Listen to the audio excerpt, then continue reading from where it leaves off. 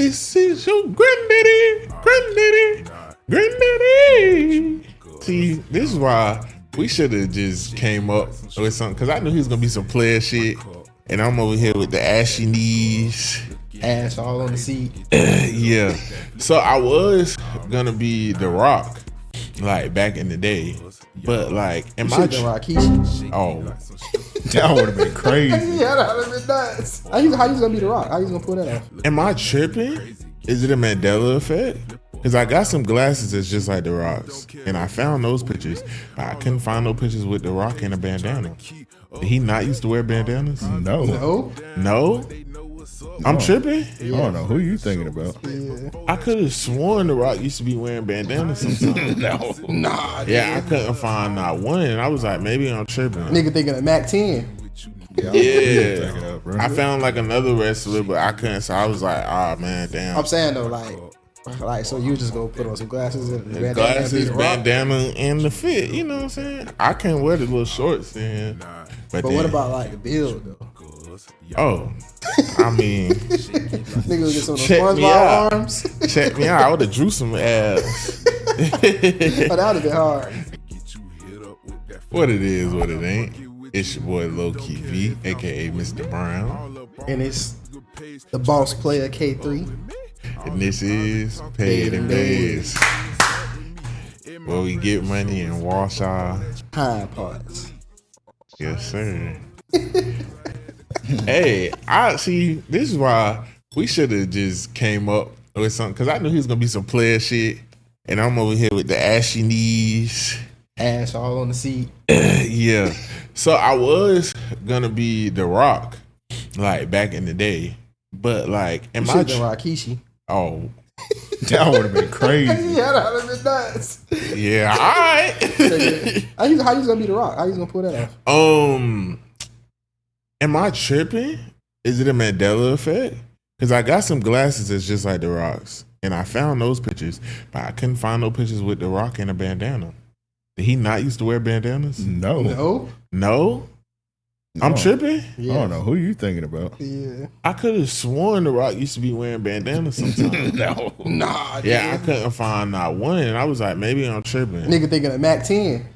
Yeah. I found like another wrestler, but I couldn't, so I was like, man, damn. I'm saying though, like so you just go put on some glasses and bandana, and the fit. You know what I'm saying? I can't wear the little shorts, and that would have been crazy. I mean, Rock used to wear when he wasn't wrestling, he used to wear like a lot of leather. Like he'll wear like a leather vest, like leather pants. And he had this one like silk Versace looking shirt picture, and I got like two of those shirts from back in the day. It would look player, so I was gonna do that.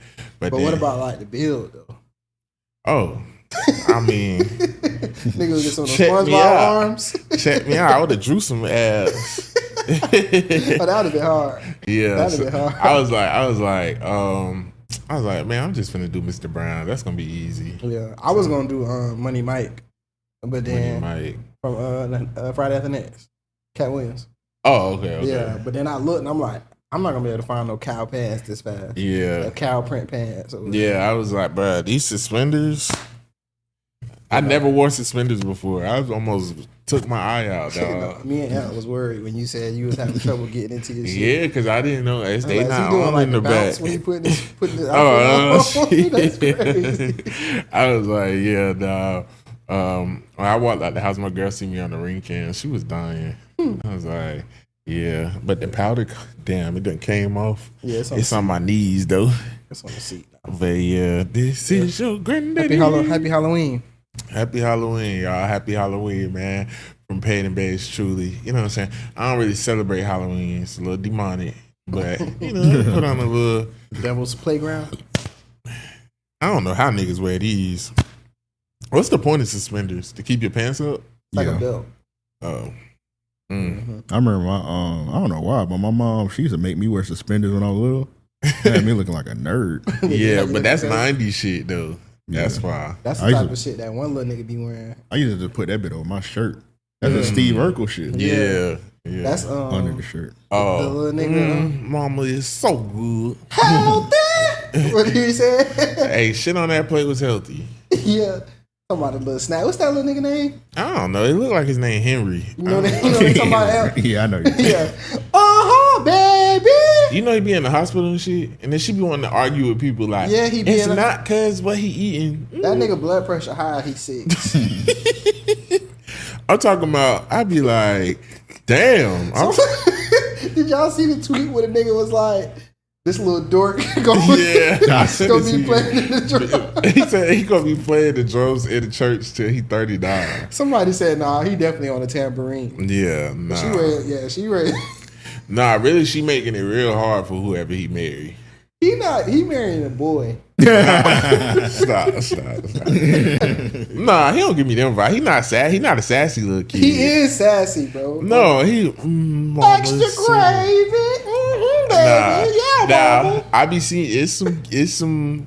I don't like to talk about kids, but some of them little kids, it be like. Did you see that video of them three little boys who was like still and they were sassy as fuck? Now they gonna be. Open this fucking door before I get crazy in this bitch. I'll turn up for real. Yeah, You're not. Yeah, they gonna be in Atlanta out there fighting outside the club and shit. They gonna be. Never mind. But yeah, I don't want to talk about nobody kids, but some of these kids, it'd be just like that little boy. I knew he was gonna be gay. The one who used to curse a lot. Oh yeah. He was gay back then, yeah. But I think he's from Louisiana too, so it'd be hard. Like it's a thin line between because they a little. Yeah, that's how it is with Dominicans and like Louisiana niggas do be kind of like, not all of them, but yeah, but they just got a certain way like the way they talk. It's because they cool. Like in Louisiana, it's a lot of like gay niggas. So like, and the gay niggas vibe with like the hood, like everybody kind of intermixed. What was that one gay nigga? He still had like he wasn't even gay. He was straight. Bro had like the purple hair. He got killed. What's his name? He's making the Beyonce videos and shit. Yeah. And niggas thought he was gay, but like nigga, he got killed out in front of like his baby shower. Mm-hmm. Ooh. Messy Maya. Mm-hmm. He used to make like Beyonce videos and shit, like kind of like how Crunk Coco did. Let me see if I can pull him. I don't know who he was. If you see, you know if you see him. He was light skinned dude. Oh, so he was like one of them. He used to dress up like women. No, he used to have like just like purple hair and shit. He was one of them niggas who had hair. I guess he would just dye it. I don't know, bro. Like some Louisiana twang. Yeah, but because they even. They big into like bounce music and stuff like that. Mm-hmm. But speaking of Louisiana, perfect segue. Verzuz. I hope you can see it from here. Messy Maya. No, but I only know of that one video because of when Beyonce sampled him. Yeah, and they were saying so he wasn't gay. No, he wasn't gay. He got killed in front of the baby shower. But that's what I'm saying. Niggas in Louisiana, like they do be gay, but they be fucking bitches too. That's what I'm saying. Okay. They all kind of like just vibe. Well, I almost said something, bro. They be vibing out there. Was it in the pussy population? I don't know. Like it's like You talking about they just vibe? Nah, like in Louis, like just like like Big Frida, like down here, like we'll be like, what the fuck? But in their culture, that's normal. Like an Uncle Clifford type of person is like, oh, that's just auntie. We got Santana. But Santana, like Big Frida, been around them for back when homophobia was like real, and that's something down there. Like they just that's just Big Frida. Even that other nigga that's from there, I hate seeing him. I don't know his name. He got like a BBL or some shit. You know what I'm talking about? And then he had got with a girl, and they was gonna get married, and then he left her to get back with a nigga. I know you're talking about. Yeah, the rice and cabbage dude. Nah, that's like a dark skinned dude. He's from Louisiana. I know you're talking about. Yeah, with the hair. Sometimes he be having hair. He got braids. Yeah. I know somebody. Yeah. And see what I mean? And the lady he was with was bad. Mm-hmm. And she felt played like, oh, he went back to them niggas. I mean, you was finna bury a man that got his body done like a BBL girl. Yeah, that nigga had ass and hips. Yeah, like I was. That nigga like the stacks. I just actually seen a fucking video of him dancing to the Verzuz music and shit. The nigga had on booty shirt. I was like, oh fuck. And somebody actually shared on my Facebook. It was like, and that lady really thought he was gonna marry her. Bro, pause. That nigga built like Megan Thee Stallion. Yeah, bro. like, Pause, bro. Pause. He really is. with a whole nigga face. That's what I'm saying. It be some weird Uncle Clifford shit going on down there that they got that's okay down there. I don't know what's the norm, you know what I'm saying? Because if that nigga can fuck a bitch. Imagine like you dating a girl and she like, oh yeah, this is my ex right here. And it's that nigga. It's like, oh my I'll be God. like, what the fuck is wrong with you? You need some therapy. It's like, oh yeah, we going to the clinic. Yeah, because you just don't love yourself. But let's be real. If Santana came out tomorrow and was like, I want to be a boy again, he could get a bitch. Like, bitches don't be caring. Money, yeah, money and clout is do a lot for you. Yeah, that's what I'm saying. Money and clout. But even without money and clout, like, some women are some women are with that, like, Starbucks baristas and shit. Yeah. Okay, let's get into verses, though, since we talking about Louisiana, you know what I'm saying? So last night was the verses between Cash Money and No Limit. You know what I'm saying? It was actually a really good verses. I'm so glad that like now verses is more like a show because it'd be faster. Like we not sitting there for 3 and 4 hours waiting and shit. And like, motherfuckers tell, so when I made this song, like Gladys and Patty, I was like, come on now. Yeah, come on now. We got work tomorrow. What we doing? Yeah. But it was a really good verses. I'm gonna be honest, like I really enjoyed it. I ain't gonna lie though, cause like I like Master P. You know, I don't look up to a lot of people, like, cause I just feel like most of the time, like I can always see like the lame in people or like just something. So it's just a few people that I look up to, like Jay-Z, and Master P is one of them. Yeah, just the type of businessman he is and stuff like that. And he just like a thorough nigga. I watched a lot of his interviews and stuff, and he took care of his artists, his team, all of that. But I always been like No Limit fan, but a Cash Money fan, of course, too. But I was like, I don't know. I think No Limit might take it. But just watching it, music-wise, I do have to say, I do feel like Cash Money came out on top. But it's one of them things where it's like, I think Paradise Paris said it the best. Like, Cash Money and them, they had bigger records. And they make more like stunt music, like put that shit on stunt music.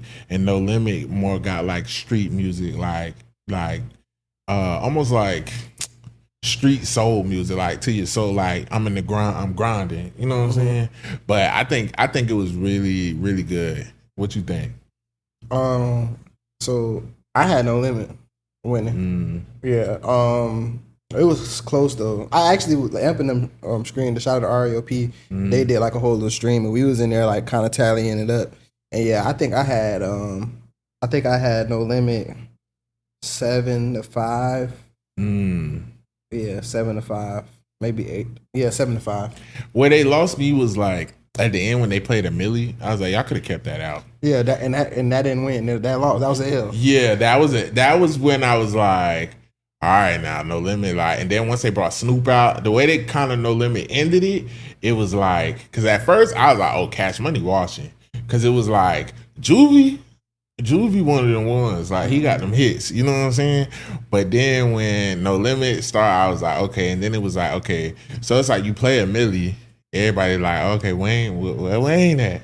You know what I'm saying? And then it was just like, no Wayne, oh no, that was an L. You could have kept that out. Yeah, the whole time it was like, where Wayne? I feel like if they would have just not played a Millie, it would have been better because it actually showed the whole time that like they really didn't need Wayne. It would have been great for him to be there. Yeah. But like a lot of like Wayne's biggest hits, I feel like they kept it No Limit in Cash Money that era.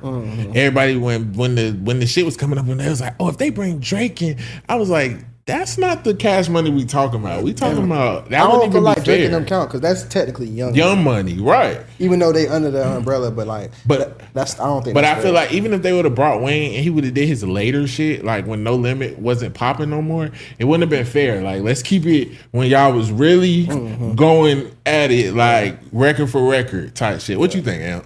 Yeah, you're right about that. One song that that they didn't play that nobody really talking about, which they should have did for Millie, they didn't play Juvenile, huh? I was just finna say That's that. what I was they finna say said, they didn't yeah. play Yeah, that. they should have played that instead of a Millie because it was like it was crazy because like Down for My Niggas, that's like one of No Limit biggest songs. Yeah. And then they did a Millie, which technically is like chart wise. That's like Cash Money biggest song. Yeah. It just like it deflated the whole battle because it's like you gonna play this song and then like the nigga Wayne not coming out. Yeah, and then Wayne like, not here. Yeah. And then it's like, Did they play Fireman? No. I would have rather them play A Fireman. Millie the only Wayne song they played. Yeah. So it's like, but for me, it's like this. Certain, thinking about it, I'd be like, okay, I would probably take Cash Money and be like, damn, I think they're gonna win. But it's like it matters when you play shit. So it go by rounds. Yeah. It ain't about the songs you play. Yeah. If you lose the round, you lose the round. It's a And fight. that's what I'm saying. At first, they was doing good with that because No Limit to play some shit, and they'd be like, "That's a shit." And then Cash Money was like, "Oh, this song was bigger." It was like, "Oh, okay." Especially with the Juvenile songs, like, Yeah, but then also though, the placement matters too because Cash Money was going first. So everything that No Limit was playing was in a response, and it was like they was kind of getting them. You know what I'm saying? Like at first it was like they was up, and then it just like, Master P definitely No did Limit it just smart won, because I even recently watched Ashanti versus Keisha Cole versus. And we kind of owe Keisha Cole an apology because the way everybody just made it seem like she did horrible and she got spanked and stuff. And she was, once I watched it again, I was like, okay, maybe it was that COVID time. Like, no, like it was a good battle. But Keisha Cole fuck up was she did not plan out her songs good. No. Like to go versus, because Keisha Cole has better records than Ashanti. Yeah, for But sure. she did not. It's all about you got to be strategic. Yeah, and that's what we were saying in the chat. I'm like, Cash Money should win, really, if you think about it. But we all know that Master P is gonna he gonna capitalize the moment. And I knew and I was relying on him being strategic with the records, and he was. Yeah, it was really good. Yeah. As far as the vibe, I liked. How can I put this? Shout out to Mia. She held it down. She looks great too. Yeah. You know what I'm saying? You know, you said you wanted to bone that since a kid. Yeah, for sure. I was like, is that Kelly Price? I was just finna say that. Did you see Kelly what Price the in the fuck back? is Kelly Price doing with the No Limit Soldiers? And she looked good. I thought she was saved, wasn't she? Ain't she like Yeah, I thought she was a gospel singer. But Kelly Price be like straddling the fence always, like, because she'll go off on social media shit. But they say her and me is like best friends. Oh, that's what's they up. both look really good. But Kelly was up there. yeah. I'm like, okay. I'm like, okay, soldier for God, soldier for Christ. But nah, I thought the verses was like really good, and it's like damn. I kind of was like, bro, why are they doing the verses? Like that shit over with. But it's like, it's good. It to just have heated these it every back now and up. then. Yeah, But at the same time, it's like it ended early though. Yeah, It's don't like- oversaturate it though. Like get But real. did you notice that like they didn't finish? Yeah, because they said they was rushing them out the venue. So the Y'all biggest making too much money to get rushed out the venue. the bro. biggest argument was like, why did they have it in Vegas? Why not in New Orleans? And at first I did feel that way, but then I had to think about it.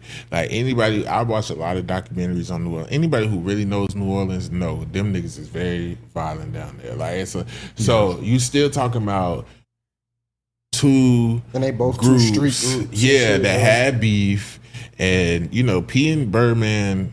Not, they was both very mature last night, but it's just when you get liquor involved, you in the city with people. It would have been way more turned up if they did it in New Orleans because all the bounce people, all the whatever. Because I felt like the crowd wasn't as turned as it's supposed to be, but I think they made an executive decision for safety concerns. Yeah. Also, it was at Complex Con, and Complex got to rent the venue, so like, Right. yeah. Because I've been to Complex Con a couple of times.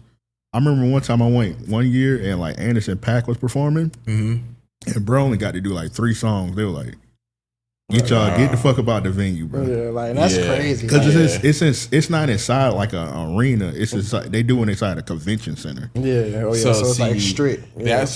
That needs to be one of them things where it's like, me as an artist, I'd have been like, okay, how long we got? Because I used to hate when I used to watch Verzuz, and this is when it was like the right shit with the songs and stuff. Like, and that's when it showed me like owning your masters is really important, because them motherfuckers couldn't even pay like more than like a certain amount of their songs and shit like that. So like, I feel like I would have been like, hey, how long we got at this venue? Like, I don't want to be rushed, but I also don't want to be watching this shit all night. Yeah, no, I think this not gonna happen again. To where like they was, because it was too big. Like, it was a lot going on. It was a good event or whatever. It wasn't a good one was like the New York niggas, the Locks versus the Dipset. Yeah, that was real good. And that was in New York, so it was like Essence was there. Do you got a track list out? Yeah, for the Cash Money and No Limit. Yeah, I got it up. Cause what I want to see, like, what songs went? Yeah, I want to see like why you felt like Cash Money won. Because I feel like the consensus is No Limit won. I felt like Cash Money was winning. I feel like the songs were, but mind you, I didn't watch it from the beginning, so I don't know who went first. So maybe the way, from my perspective, No Limit was going first. Yeah. So I'm like, every time No Limit would drop one, I'm like, and Cash Money would drop one, I'm like, oh, this song is bigger. This song is bigger. Okay. Yeah. Because when you said that, that's why I was like, they went whatever. That makes sense though. Okay. Yeah, and then because like when we was watching in the chest, like, damn, okay, what the fuck they gonna play for this? And then No Limit to play, I was like, damn, bro, like, No Limit, they doing really good with the strategy or whatever. So like, what was the rounds? Yeah. All right, we got 400 Degrees against No Limit Soldier. Still Fly versus Break 'Em Off Something. Now at that point, that's Cash Money right there. At that point, it was 2-0. Yeah, 2-0 Cash Money. Right. To me. Yeah. Project Bitch versus Freakos. I believe we had Freakos win that one, and that's the first No Limit point for me. And you know what they should have did? Because you remember Future had sample Freakos. They should have probably brought Future out for that. That'd have been fire. Yeah. Next one we got Rich Niggas versus Young Bleed. How you do that? That's how you do that. That's how you do that. That's 2-2. Cash Money's Army versus Bourbons and Lax. Cash Money. Slow Motion versus I Can Tell. I think that was Cash Money. I can't remember. Yeah, I think we gave that to Cash Money. Yeah, Slow Motion got to. Yeah, we gave that to Cash Money. Bling Bling. Now, this one's a little controversial. Bling Bling versus It Ain't My Fault. I Ain't My Fault. I had It Ain't My Fault. I gotta go Bling Bling. I feel like I respect that. I feel like Bling Bling would have went harder. I think that's the song to where Wayne not being there was like, but it's just like, don't get me wrong, I love Ain't My Fault, but it's like during that era growing up, Bling Bling, every time I come around, it's Bling Bling, like that shit. And I thought about that too, but when I was a kid, everybody was like, it ain't my fault. Like I remember that, like whenever something happened, like it ain't my fault. That's kind of like a personal. That one was. That's why I said it's certain toss-ups. It's certain toss-ups because it's another one that I felt like. But me, I would get at the Bling Bling. Yeah. All right, Set It Off versus Ice Cream Man. We went Ice Cream Man for me. Okay, yeah, I go Ice Cream Man. Even though Set It Off was a big song, Ice Cream Man was a better song. Number One Stunner versus Bout It. Now that's controversial. I gotta go Number One Stunner. I gotta go Bout It. I went Number One Stunner. See, would y'all feel that? I feel like you can't go wrong with the choice. I got Bout It because Bout It is more of a culture. Because some of these songs, really, I feel like No Limit proved themselves like, nigga, we got hits too. You know what I'm saying? Because I think people was like kind of trying to downplay them beforehand. Now get a little spooky here. Get Your Roll On versus Make Them Say Make Them Say Yeah, Make Them Say Yeah. I Need a Hot Girl versus Chopper Style. I got Chopper Style. I went Chopper Style. Oh, always Chopper Style. Yeah. But I feel like, I low-key feel like I wish No Limit would have saved Chopper Style to go against Back That Ass Up. Because I've always felt like those two are kind of like the same songs. They're like sister songs. And I always felt like Chopper Style is better than Back That Ass Up. Like Chopper Style was like a I was like, why they playing it so early? Like this is one. I'm like, keep that for the end. Like, come on, what are y'all doing? Okay, a Millie versus Down for My Niggas. Down for my Down niggas. for my niggas. And I felt like even in Wayne performing the Millie, Down for my niggas is just too Hold big. Hold on, V. I've been counting your shit. You got more No Limit. Okay, well, I wasn't keeping count. I wasn't keeping score. Okay. But then, and then also, And you say you ain't see the beginning. you didn't know that Yeah. like the rounds was you Right, thought right. Cash Money was going first. You didn't have the song set going against the right songs. Yeah. Now the last one, it was just back that ass up, and No Limit didn't get a rebuttal.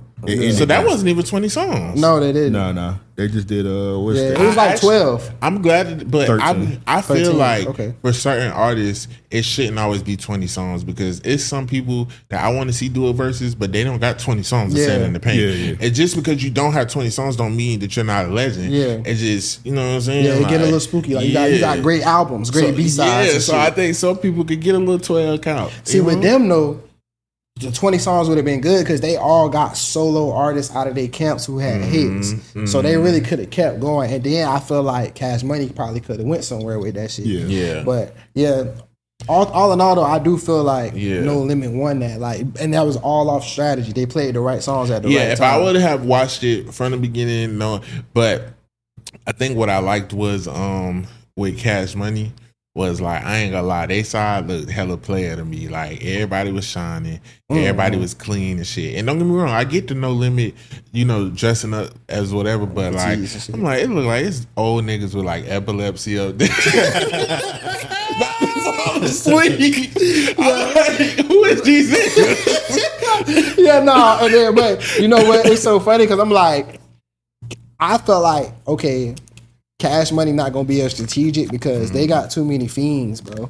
Like they group got too many like niggas who off they rocker. Like Juvenile, the only nigga who like and you hear behind the scenes that Birdman is very like well put together and like very smart and articulate, but like his persona is not that though. They glad it, boy. Yeah, so it's like just Juvenile is like he the only one that I'm the first nigga in the city. like first nigga with diamonds in my teeth. Shout out NBA young boy, NBA rich gang for life, man. Keeping Fuck this who shit don't like going. it, Playboy. Nah, but I think what helped Cash Money too is Manny Fresh. Manny Fresh is a great hype man and DJ. Like that gets it's like because every time it went back to Cash Money, I ain't gonna lie, between him and Juvenile, I was like, okay. But them niggas is still performing and them niggas put on a show. Like Juvenile got a tiny desk. You know what I'm saying? So they got real, but like one thing I will say, I like too is like I didn't feel at no time like, ooh, they throwing shots at each other. Ooh, it's getting weird. Like, that Gucci and Jeezy shit, like that shit was.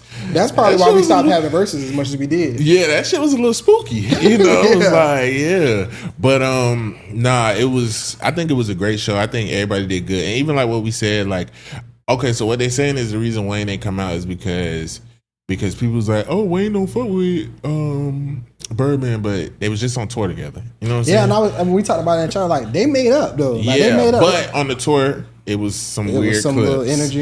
Yeah, and like they had cut Birdman mic off one time, and like Wayne would be like, wrap up the show. But basically, Birdman kicked Turk off the tour.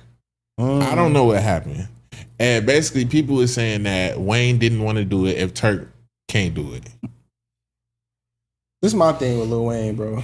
Like, bro, stand for something, bro. Yeah. Like, that shit just be aggravating with I this don't nigga, know bro. what's Like, going on. yeah, I like, be bro, in just my stand for own something. Like, world. at the end of the day, bro, this shit not about you, bro. Like, you should have been there, bro. Like, Snoop Dogg was there. You should have been there, You bro. talk about all that unity shit and was crying about not doing the Super Bowl because it was in New Orleans, but when it's time to put ride on for for your New city, Orleans, where the fuck is you're you not at? there. Yeah, Like, you're not even a Saints fan. Like, Yeah, right.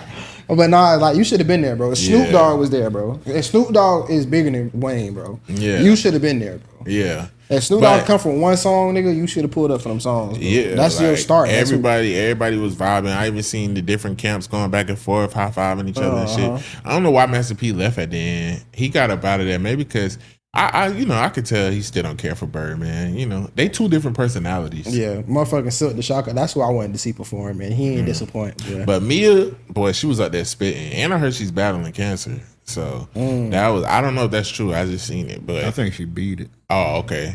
But she looks really good. She did really good. It was a good verse. I love verses, so I go back and watch the old ones. Yeah, So, I love Bout It, bro. I couldn't wait for them to play that shit. Recently, I cause like when Versus first started, I didn't used to watch it. One of the first verses was like John Legend versus Alicia Keys.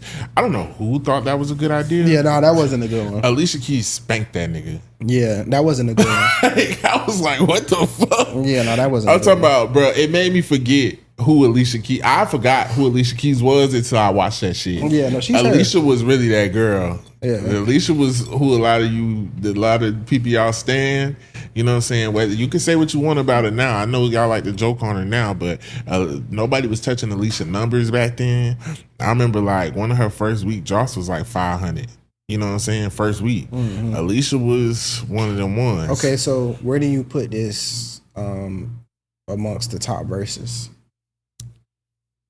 It's not in my top 5. Me neither. I say like top 10 probably though. It was a cool verse. Top 5 for me is Gucci and Jeezy. That might be one. Yeah, that's number 1. But I don't think it's one for the music though. Nah, it's just one for the. It was a moment. Yeah, moment. Number 2 for me, for the music would be Monica and Brandy. Number 3 would be for the energy and shit. Dipset and Locks. Number 4 would definitely be Escape versus SWV. And number 5, it's a few of them I liked. I liked Bobby Brown and Keith Sweat. Yeah, I like Trina and Eve. Really more so for Trina. Mm-hmm. You know, it's a slept on one nobody bring up, the Rick Ross and 2 Chainz one. I didn't watch that one. I gotta that watch one it. Was really good. That one was because cool. I didn't think that was a good matchup. Yeah, that one was cool. That nigga Rick Ross put a belt to 2 Chainz. I already knew. That's why I was like, why? I'm not watching this. One of the earlier ones when they were still on live, is it Jonte Austin? It was like a songwriters one versus Neo, I think. Yeah. That was really fucking good. I need to watch that. That was really fucking good. That's up there for me. Babyface and who was it? It was another writer. Was it Teddy Riley? I think so. Yeah, but the audio was like fucked up real bad on that. The Nelly versus Ludacris one was real good too. I didn't watch that good. One. So for me, I got the Locks. Mm-hmm. I got no particular order. The Locks, Gucci and Jeezy.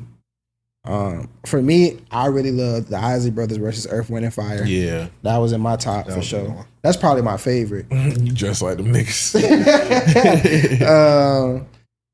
Who else? Monica and Brandy was good. Yeah, that was good. And one that I really anticipated because I love Keisha Cole, but it wasn't that. It was late as fuck. Yeah. It was too much going on, but I really wanted to see that. They had to reschedule like 3 times. But I would probably say the Jonte Austin and Neo, and that one was really good. You know, was another really good one. Anthony Hamilton and Music Soul Child. Yeah, that was a real good one. I ain't gonna lie. That was the Incense Fest. I ain't gonna lie. I was like, Music finna smoke this nigga, man. Anthony. It was a good matchup, but I was like, at first I was like, Anthony got them hits too. I was like, oh shit. And like, I don't know, like I feel like Music only got like 1 or 2 albums. Yeah, but like his longevity. Music got songs, but like I'm gonna just say Anthony Hamilton mic was on. Yeah. Oh, and Erykah Badu and Jill Scott, but that was like one of them at home ones. Yeah. Yeah. Okay, we'll go all day, but yeah, great verses, man. We can't wait to see who's next. Really, who I want to see is I would love to see, and I think it'll be a good 10-song one, not 20. I would love to see Faith Evans versus Kelly Price. I think that would be a really good one. They was out around the same time. What's the Kelly Price song? What's the Kelly Price song? As We Lay, It's Gonna Rain. You Could Have Told Me. She got the I know You Could Have Told Me. Friend of Mine remix with Ron Isley. Kelly Price got a lot of songs. I have to hear it or something like that. No, Kelly Price was that girl in the 90s. I have to hear certain songs because when I think about Kelly Price, I thought she did gospel. No, Kelly Price. I'm thinking I always mixed her up with Yolanda Adams. So it's like I gotta. Kelly Price started out as a R&B singer. One of her biggest songs is Friend of Mine with R. Kelly and Mr. Biggs. I gotta hear it to know exactly what it is. And then the one with Whitney Houston and Faith Evans, Heartbreak Hotel. That's why I say both of them, because they got a song with Whitney Houston they can end it on. And they both have very strong voices with a little bit of rasp. Mm-hmm. And I think they have just enough songs to go against each other. I want The Dream to be on the verses. Yeah, The Dream versus You said Lloyd. I don't think that's Lloyd. That's disrespectful to The Dream. The Dream did one already. He did? Yeah, he went against. I think he went against Sean Garrett. Oh yeah, he did. I like that one. He smoked Sean Garrett though. Of course. Yeah, I did. He did. That. Yeah. But I want him to go against somebody I different. want T-Pain to do Sean it. Garrett, like he kind of like sabotaged that versus. T-Pain did one too. I forgot who T-Pain went against. Yeah, he did. Do T-Pain did a versus? Yeah. Where the fuck was I? Let me see. And who the fuck could go against T-Pain? I think that was not a good matchup. Whoever they had, because it didn't hit the way it should have. Yeah, it was a couple of them when they were doing on IG Live. It was like whatever. Yeah, I didn't used to really watch the ones on IG Live. T-Pain went against Lil Jon. Yeah, that's what it was. Who? Lil Jon. Lil Jon. Yeah, that's when they was just doing shit. All right, let's get into it. Because now I'm finna get irritated. Yeah. Lil Jon! Lil Jon is crazy. That's not even a good matchup. Lil Jon got hits though, but that's not. Why a good would they matchup. put Lil Jon against T-Pain? A singer versus... They're just doing shit, bro. What? Like Verzuz kind of was getting oversaturated to where it's like y'all know, like I don't know how long y'all think the pandemic gonna be, but it's not gonna be 3 weeks. Like we don't got to do it. Why did everybody T-Pain right agree to go against Lil Jon? I don't know. That's a who y'all think Lil Jon should have went against? The Not Yin Yang T-Pain. Twins? Somebody from that era. He can go against like 36 Mafia. no Lil Jon. He could go against like because he low key like a curator. So like you do Khaled. Lil Jon versus Khaled. Yeah, something like that. Like T-Pain. If I Khaled should have been in one. He I got always a lot of say, shit. if I had to put somebody against T-Pain, it would either be The Dream or Akon. Like, and he's smoking either. Well, The Dream got pinned, but I still feel like T-Pain is smoking because T-Pain just has so many features. Yeah. Right. So Well, it's gonna be hard to cause Dream when he went against Sean Garrett, he was low key disrespecting John Garrett, but like they were doing like songs they wrote, and like the Dream got got Beyonce. He got Beyonce. That's what I'm saying. Beyonce. It depends. Like you got to put but limitations on the that's why Dream. I'm saying I feel like T-Pain got so many features and so many hits that even if he pulled out Beyonce shit, T-Pain could still keep up. Sean Garrett couldn't keep up with that. Not no fucking Beyonce. But yeah, you're right though. Because T-Pain got real hits, but I don't know who Yeah. T-Pain can really go against. I don't It'd have know. to be a pop, somebody who was like borderline like R&B and pop. That's why I said Akon, but Akon don't got enough hits. So I don't know. Okay, so let me ask y'all something. Because I was having this conversation with people. Mm-hmm. Who do y'all feel like is the king of R&B? Okay, so I feel like I'm so tired of people arguing about it because I feel like it's a personal bias. Like for me personally, most people gonna say R. Kelly. I was gonna say I feel like it's undisputed who the king of R&B But is. for me, in my household, like, yeah, I grew up on R. Kelly, but I'm not doing it based off just vocals. Like for me, the king of R&B, I would say Keith Sweat because I grew up on Keith Sweat. But the masses would not say that. Yeah, you understand no. what I'm saying? But that's for what I'm me- saying. Like objectively, not so, Okay. like objectively, I feel like it can't be nobody other than R. Kelly. When it comes to writing credits, hits, and all that shit, who else can it be? objectively, for me, Some people say Usher though. for me, but then it's like some people don't really consider it R&B. I mean, I but feel it's like R&B. Usher, most of his No, hits I was go pop back records. to Luther. I feel like Luther is the king of R&B. I don't know, but R. Kelly got more shit Luther than was him, though. penning too. Luther Yeah. wrote one of Aretha's biggest albums. Like Luther was that guy. But Aretha not R&B though. But she sold. Yeah. But he wrote for other people too. And R. Kelly responsible for like Aaliyah's Yeah. albums. He's just responsible for too much shit. And it is bad that it's like it's R. Kelly, bro. Like, but it's like he kind of is, bro. Yeah. I mean, yes, like It's like him. It's like he was, and I think what's crazy is R. Kelly is responsible for a lot of gospel songs too. People don't know. It's so crazy because like I dead ass remember like being at a church conference with my grandma and like the song of the conference, like a weekend conference, bro. And the song that I heard the most was "You Saved Me" by R. Kelly. You saved me. You But saved me. is it crazy that I don't feel like vocally R. Kelly was like, I think he was a strong singer, but I don't put him in my top 5 anything vocally. I don't know. I feel like he was up there, but I mean, but I don't feel like that track. I feel like I don't feel like that necessarily matters though. Because he's still it a don't singer. matter because I just said Keith Sweat. Keith Sweat's not a vocalist at all. Don't say that. He get mad when people say that. Oh, Yeah, he gonna put hits out. He gonna be next person knocking. but some people are just really good at making music hits. Yeah, you know what I'm yeah, saying? yeah. But like for me, I think vocally the best R&B singer. Like if we was doing it off vocals alone, I'm giving it to Usher. Like I don't even like when they compare Chris Brown to Usher because Usher Range. people it's too much range. Like I ain't never heard Chris Brown hit one of them high notes that Usher be hitting. You know how hard that shit is. So it's like Usher can sing like them on regular whatever's, and then he can.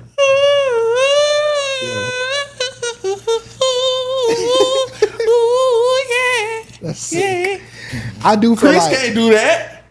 okay. So like when it comes to Chris Brown, I feel like Chris Brown is overrated, and not because he's not like. I feel like people credit his talent level to like where he's never actually reached as an artist. Yeah, you know what I'm saying? Like he's one of the most talented artists we've ever had, but as far as execution, I feel like he has never really lived well, up to he his was talent level. he was going to get there, but we know it. But he didn't know shit. Yeah. Motherfucking yeah, like We know. it's a lot of Something stifled it. yeah, it's a lot of like celebrities who like are like I feel the same way about like Nicki, you know what I'm saying? Like to where like everybody know Nicki is like the best female rapper. Yeah. But as far as like reaching a certain level musically, like Nicki Minaj left a lot on the table. Yeah, you know what I'm yeah. saying? Because she never really like got deep into like she never was able to give us something.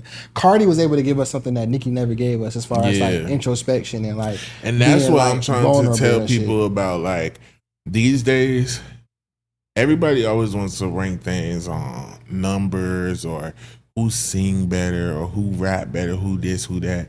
Let's be real. It's a package thing. So Yeah. it's not about one thing. You try to place it on one thing, that's not going to work. It's a package thing. So you can say Cardi don't write her music, but there's a reason Roxanne Shante, one of the pioneers of female hip hop, is reposting her music. It's because it's a feeling thing. It just feels good. She's the whole package deal. You know what I'm saying? Or even musically, when we listening to, you know, an artist, and it's some artists who some of these singers, I don't feel like they can blow. But they make good. Mariah the Scientist. Yeah. But guess what? Her pen is crazy. Yeah. So it's like y'all keep wanting to say, "Oh, she can't sing. She can't sing. She sounds nasally."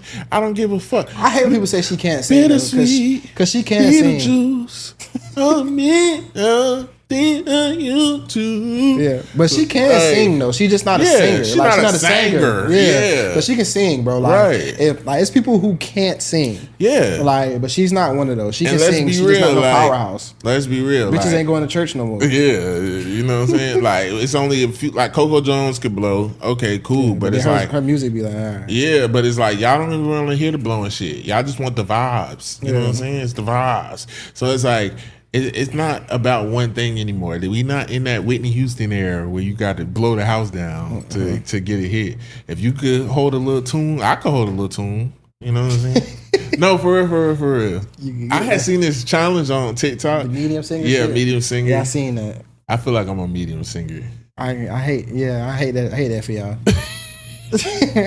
Hold on. No, for real. Like, let me hit a little note here. You tell me, bro. Don't look at me, bro, because you're gonna make me laugh.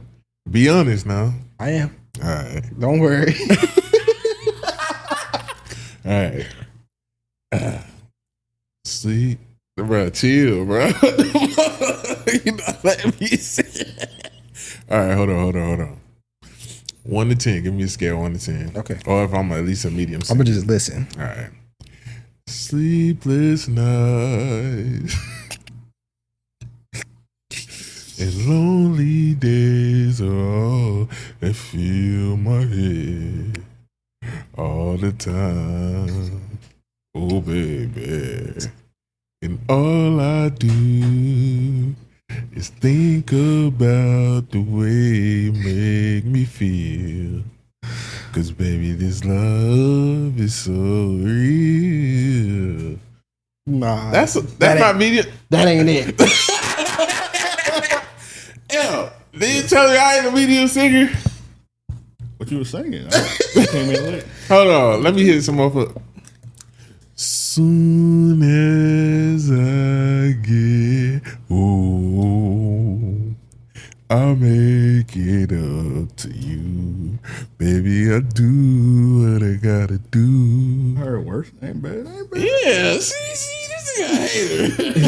That wasn't good, bro. All right. Hey, girl. Hey, girl. Ow. Is that Kim? Yeah. Because if Kim can make it, that nigga hop on the track. Hey, girl. Bro. And I can't stop loving you. That nigga sound sing like the uncle from the Proud Family. All his music sounds the same. Ow. Is Kim using like that? Got to be like auto tune or something. No. I think about us. Nah, man, that bro. That shit snap though. Let's be real. Like Keith Sweat, like I could do that. Now he nasally. But I gotta be strong, girl. You did me wrong. That's exactly how that nigga sound. And you already know who I feel like a medium singer, but she just make great music. Mary J.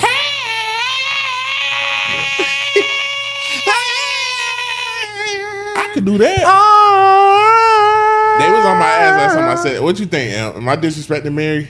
Nah, Mary J. I mean, I like Mary J, but she not that best singer. Nah, she make great songs. She just make great songs. Yeah. Like, if we being real, like, I want to be with you. If Faith is the singer.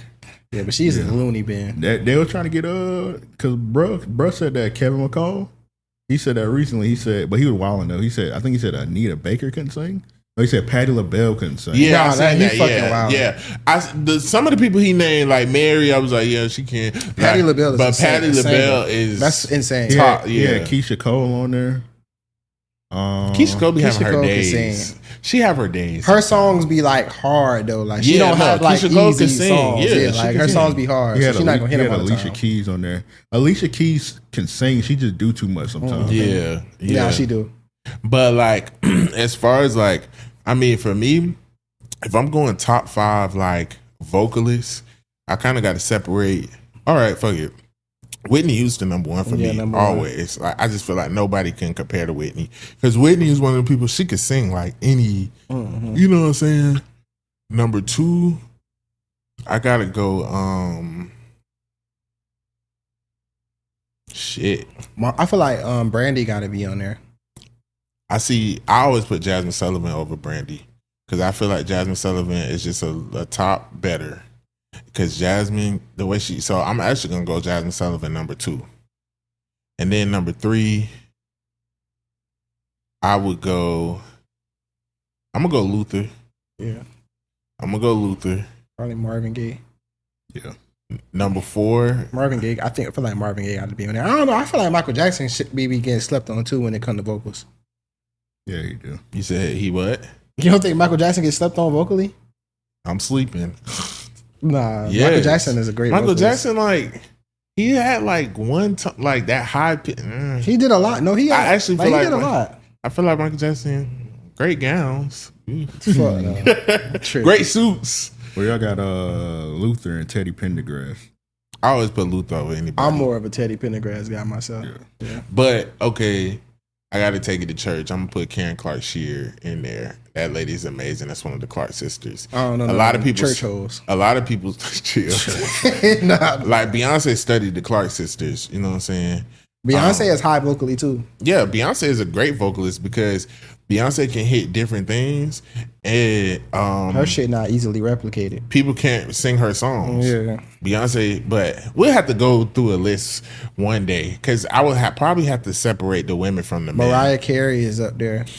It depends on what you're looking for, but she up there. Nah, Mariah was anybody who can hit a whistle note. Yeah, she just not like that shit gonna be hard. Like she have her days too because her songs be hard. Yeah. That's why when they be like trying to like fuck with them about like, I'm like, bitch, you try singing 24/7 on stage every day. I don't know, but y'all feel like you gotta put like Rihanna and SZA up there. Yeah, you trying to be Shout out funny. Rihanna. Faith Evans, Kelly Price, voices are amazing. Oh, what's the thick ass light skin lady who always pregnant? Oh, Kiki White. Kiki White. Yeah, Kiki White is like a Patty. Like she a screamer. No, fucking Jennifer Hudson is a screamer. I hate listening to her sing anything. Oh my God. Yeah, bro. Jennifer Hudson let a white girl come on her show and out sing her. She just be yelling, bro. Hooting and hollering, bro. but I do love two of Jennifer Hudson songs. Jennifer Hudson, because I like John Legend. Jennifer Hudson and John Legend, one of them two people, like they sing too hard. Yeah. Like for example, I don't know if you ever seen it. 50 Cent was doing 21 Questions. You know the song he got with Nate Dogg, and he brought John Legend out. And you know, obviously John Legend can sing better than Nate Dogg. No disrespect to Nate Dogg, but he tried too hard. Like he sing like you don't need to sing that hard. Girl, you seem to love me now. Yeah. Would you love me if I was down? Head's underwater, but I'm feeling fine. It'd be like, relax. Yeah, he turned like a regular song to like a casino like elevator music. Fucking, give me the green light. That's my shit though. Who was I just thinking of? Nah, we would literally have to have a list down and do like a top 10, but we have to lane. Oh, Fantasia. No, Fantasia's a great singer, but I feel like she's a screamer too. Yeah, Fantasia's like a soul singer. Yeah, she a raspy. Anita Baker is one of the, but see, Anita Baker is like, people think she at one tone, that low tone, but no, like if you listen to like her song Body and Soul, like Anita could hit them notes. Yeah, too. I like the way she make me feel warm inside. Like that shit that she sing, her voice like remind me of love. It's just a different feeling. But I definitely had to put Faith Evans on there because to me personally, she's a great singer. Faith Evans, I feel like Faith Evans has one of the number one greatest R&B songs of all time. And when I say that, if I say a song is like one of the greatest of all time, that means I listen to it and I feel like nobody could have did it better and I wouldn't change anything about it. As soon as I get home. Oh yeah, that's just like I could listen to it a million times. I feel like nobody rushing home to suck Biggie dick. You know, she said she wrote that song. She was eating his ass. No, she was. She wrote that song in a perspective of that's what she wished he would say to her, because he used to be out on tour and shit. So she wanted him to say those things to her. Nigga was too busy fucking Diddy. Bitch, you fucking that nigga. All right, we done. Yeah, we almost at an hour. Okay, a topic I had. Let me see. Oh, I wanted to talk about The Perfect Neighbor. Documentary. That was good. Yeah, that was a good documentary. Me and Nisha was debating about it yesterday because like. That whole shit not on that bitch. Don't argue for what the bitch too. No, I was saying that she was, because you know she would have been the one knocking on the door. So I'm like, I'm gonna be honest. I seen this guy. He was arguing with a lot of people on Facebook because he was basically saying like, for those who don't know, it's a documentary. If you've been under a rock, I don't know. It's about a case here in Florida near Ocala where a neighborhood Karen kept calling the police on all the neighborhood kids. It's black kids, white kids, Hispanic kids, and they playing in a lot near her door. She don't own the property. She it was like a townhome subdivision, so it wasn't like they was houses. Like this is like a subdivision. And basically, she kept calling them. Everybody knew she was a Karen. The parents would curse her out and stuff. The police went out there so many times. They was able to build a documentary just off the body cam footage. Her name was Susan Lawrence. She was the killer, and the lady who passed away, her name was Ajika Owens. And basically, the black lady from the initial thing, the initial disagreement from the first one that you see is. It ended tragically because one day her kids was over there. An altercation happened. The lady threw some roller skates at them. She took the little boy tablet. iPad. Yeah, and then he like sat the iPad down. She took his tablet. He asked her for the tablet. Mm-hmm. She threw some roller skates at him. He went and got his mom. She said, go get your mom. He went and got his mom. This was after countless interactions with the so many to where the cops pulling up like we already know what time it is. Like, and then the whole shit to where like the part where she fucking was in somebody's lot and then tried to drive through the gate. Yeah, something wrong with her. That didn't help her case. Yeah, it's like, and then like when they came to the door, like she was like, 1 second. Yeah. And he was like, Jesus. She scared the fuck out of the car. Yeah, she like, scared me. So I'm not gonna lie, like everybody, but basically it ended tragically. The mom went and banged on the door and the lady shot her through the door and killed her. Mm-hmm. It's all on body cam footage. But all in all, this is my opinion of it. It was horrific. You know, it's bad, but I feel like it all could have been avoided on both sides. who is the main culprit? The Karen, of course, because ma'am, you live in Florida. You could be living in a subdivision with just old people. You don't have to deal with these kids. You have no life. You just want to fuck with them. Yeah, you don't even have it's not your property, bitch. You being racist. You saying racial slurs. You doing all type of shit. And of course, it was some footage of the kids antagonizing her, which we was all kids. We had Karen growing up too when we stayed in Cedars, and we used to walk past her porch and fuck with her too. You know what I'm saying? But our parents didn't know and wasn't involved. Me personally, like if those was my nephews or me as a parent or something, or just thinking logically, after you keep calling the police on minority kids, and you know police interactions don't go well with minorities, and the police keep having to come out here, we keep having disputes with you, and then a week or two prior, some kids report you waving a gun. Number one, okay, yeah, you can tell kids don't do this, don't go over there, whatever. I do feel like the parents should have been supervising the kids more. Like, hey, get y'all ass from over there because that bitch is crazy. And we tired of her calling the police and shit. But also, number two, I'm not going to lie. After she done called the police on us so many times, me, from a logical standpoint, whether my kids came and told me she threw a roller skate at them or took something of theirs, and we know we got to find I'm not going to go bang on the door. At this point, I got to use your method, and I'm going to call the police because I already know you have called multiple times. So if I come over to your property and something escalates, you know what I'm saying? Because at this point, you could tell the mom was fed up. She probably was fed up. Yeah, they was tired of her. Yeah. All the people in the neighborhood was tired of her. They showed multiple different parents having these altercations because there always was a parent outside, and they kind of had like a tight knit community to where like all our kids, and then it's all our all of us don't have to be out here to supervise our kids. We Even all the know other each other old kids. white man who stayed over there said they could play over there. And he was like, and that was his space. Like he was like, y'all can play in his yard or whatever. Right. They wasn't even in her yard. Right. They was just by her house. Like, and she was like mad about the shit. And it was like that shit was super weird. So it's like, okay, you're a dad. So if your son was in that situation and the police kept getting called and stuff like that and things like that, even if the other kids was playing over there, would you allow him to keep going over there and playing? I would, because I feel like you not thinking that it's gonna turn into all of that, because nothing of this shit was never this serious, and she just did a lot of like caring shit. But once it gets to the point to where I understand the mom acting out of emotion, but also the mom just went over there and knocked on the door. She didn't do too much, and that's why that lady got her ass arrested, because she tried to make up a whole lie like she was trying to break into her house. Well, she did bang. Yeah, like she banged on her door or whatever, but she didn't like. But it's never justified to shoot through a door. Yeah, so it's like, but I probably would have still, because it's like the police is letting us know we not doing nothing wrong. Yeah, just don't be on her property. She don't even have property. She got a porch.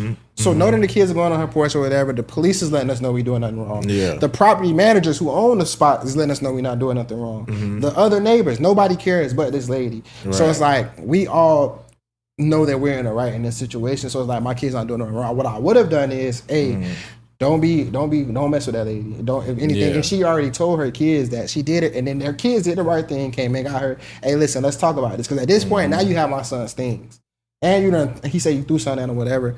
So it's like, I would have still let them play, but as far as, I wouldn't have had no interaction with that lady. Yeah. Like, I would have probably went about that a different way. But once you take somebody's shit, but I do feel like she, who really dropped the ball, because I do want to commend, because we don't normally do this, I do want to commend how the police was handling the situation. Yeah, I can't, most definitely. The investigation, that's different. You know what I'm saying? And we'll talk about that too. But the investigation is different. But as far as how they handle the situations and noticing, okay, like, this lady's the issue. No, because police deal with this in different cities, like repeat callers. Like, you know what I'm saying? And I agree with what you're saying, but where I disagree as far as, okay, it's like, I can tell my kids, don't do this. But if I know there are other kids, I can't control those kids. And I know how it is to be a kid and want to antagonize like older people who fucking with you. So my thing is, I'm one of them people, I don't like a lot of conflict. Whether I feel like I'm turning the other cheek or I'm letting them win or something like that. But I feel like when there's kids involved, the park, her door was right there. There, most of them lived across the street. Yeah. at that point, I would just tell my kids, hey, stay on this side of the street, stay in the yard. If you go over there, stay on the sidewalk. But don't. But it did get to a point where it really didn't matter where they were in the neighborhood. Yeah, she was just doing it. Yeah, and then also I'm not fucking doing that because I pay rent here, and this is a field. It's the only available field right here, and they playing football. Like, but see, the reason I'm doing it is because I know motherfuckers be crazy. So if I feel like this bitch is crazy and I don't want to lose my freedom and I have to whatever, I'm gonna just tell my kids, hey, stay over here. Not on some like appeasing this lady. It's more so like I just be trying to find conflict resolution. Yeah. But see, that's where I feel like a lot of the parents out there was kind of like, we tired of this bitch. Like, fuck, kids, go over there, do what you want to do. To me, it's like, I feel like we got to do that so much in the world, bro. I'm not doing that at home with my kid. Like, until where like my son got to play my son can't enjoy himself at home playing outside, being a regular kid. Because we didn't see them kids do nothing disrespectful. Like, we seen them probably fucking with her or whatever. But that's another thing. I do feel like the parents, and maybe it was some of the white parents, but the parents, like with the mixed kids, but the parents kind of, you can tell when the kid is listening to grown folks' conversations, and then they're kind of regurgitating the shit that they heard them say or whatever. So like the kids already knew that this lady was wrong, and when kids know that a grown person dead ass wrong, they want to let them know that you're wrong. It's like we finna fuck with her. You know what I'm saying? So it's like I trust me, I agree with everything you're saying. Like I hate feeling like no, you can do what you want to do, whatever.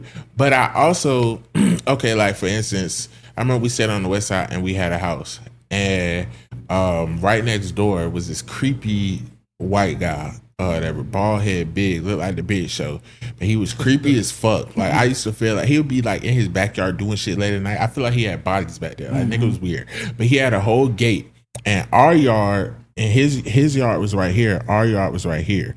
So really, like the side of his house sat on our yard. Yeah. Because we was facing this way and he was facing that block. But he had a Rottweiler and another small dog that he used to keep in the gate. And the dog used to be aggravating because when you walk up, or if it was somebody he wasn't used to, he'll bark when they come into our house. So, but you know, we never argued with him and shit. So I had a little cousin who had to come stay with us from New York or whatever, who at the time he was in middle school, you know what I'm saying? So he just used to be doing shit and stuff like that. So him and I want to say it was like my nephew was over, my nephew Tyler. It was somebody. They was outside playing or something. And, you know, my little cousin, they just being whatever. I guess they threw some candy over the gate or did some shit. You know what I'm saying? I don't know. And the man came to our house and knocked on the door.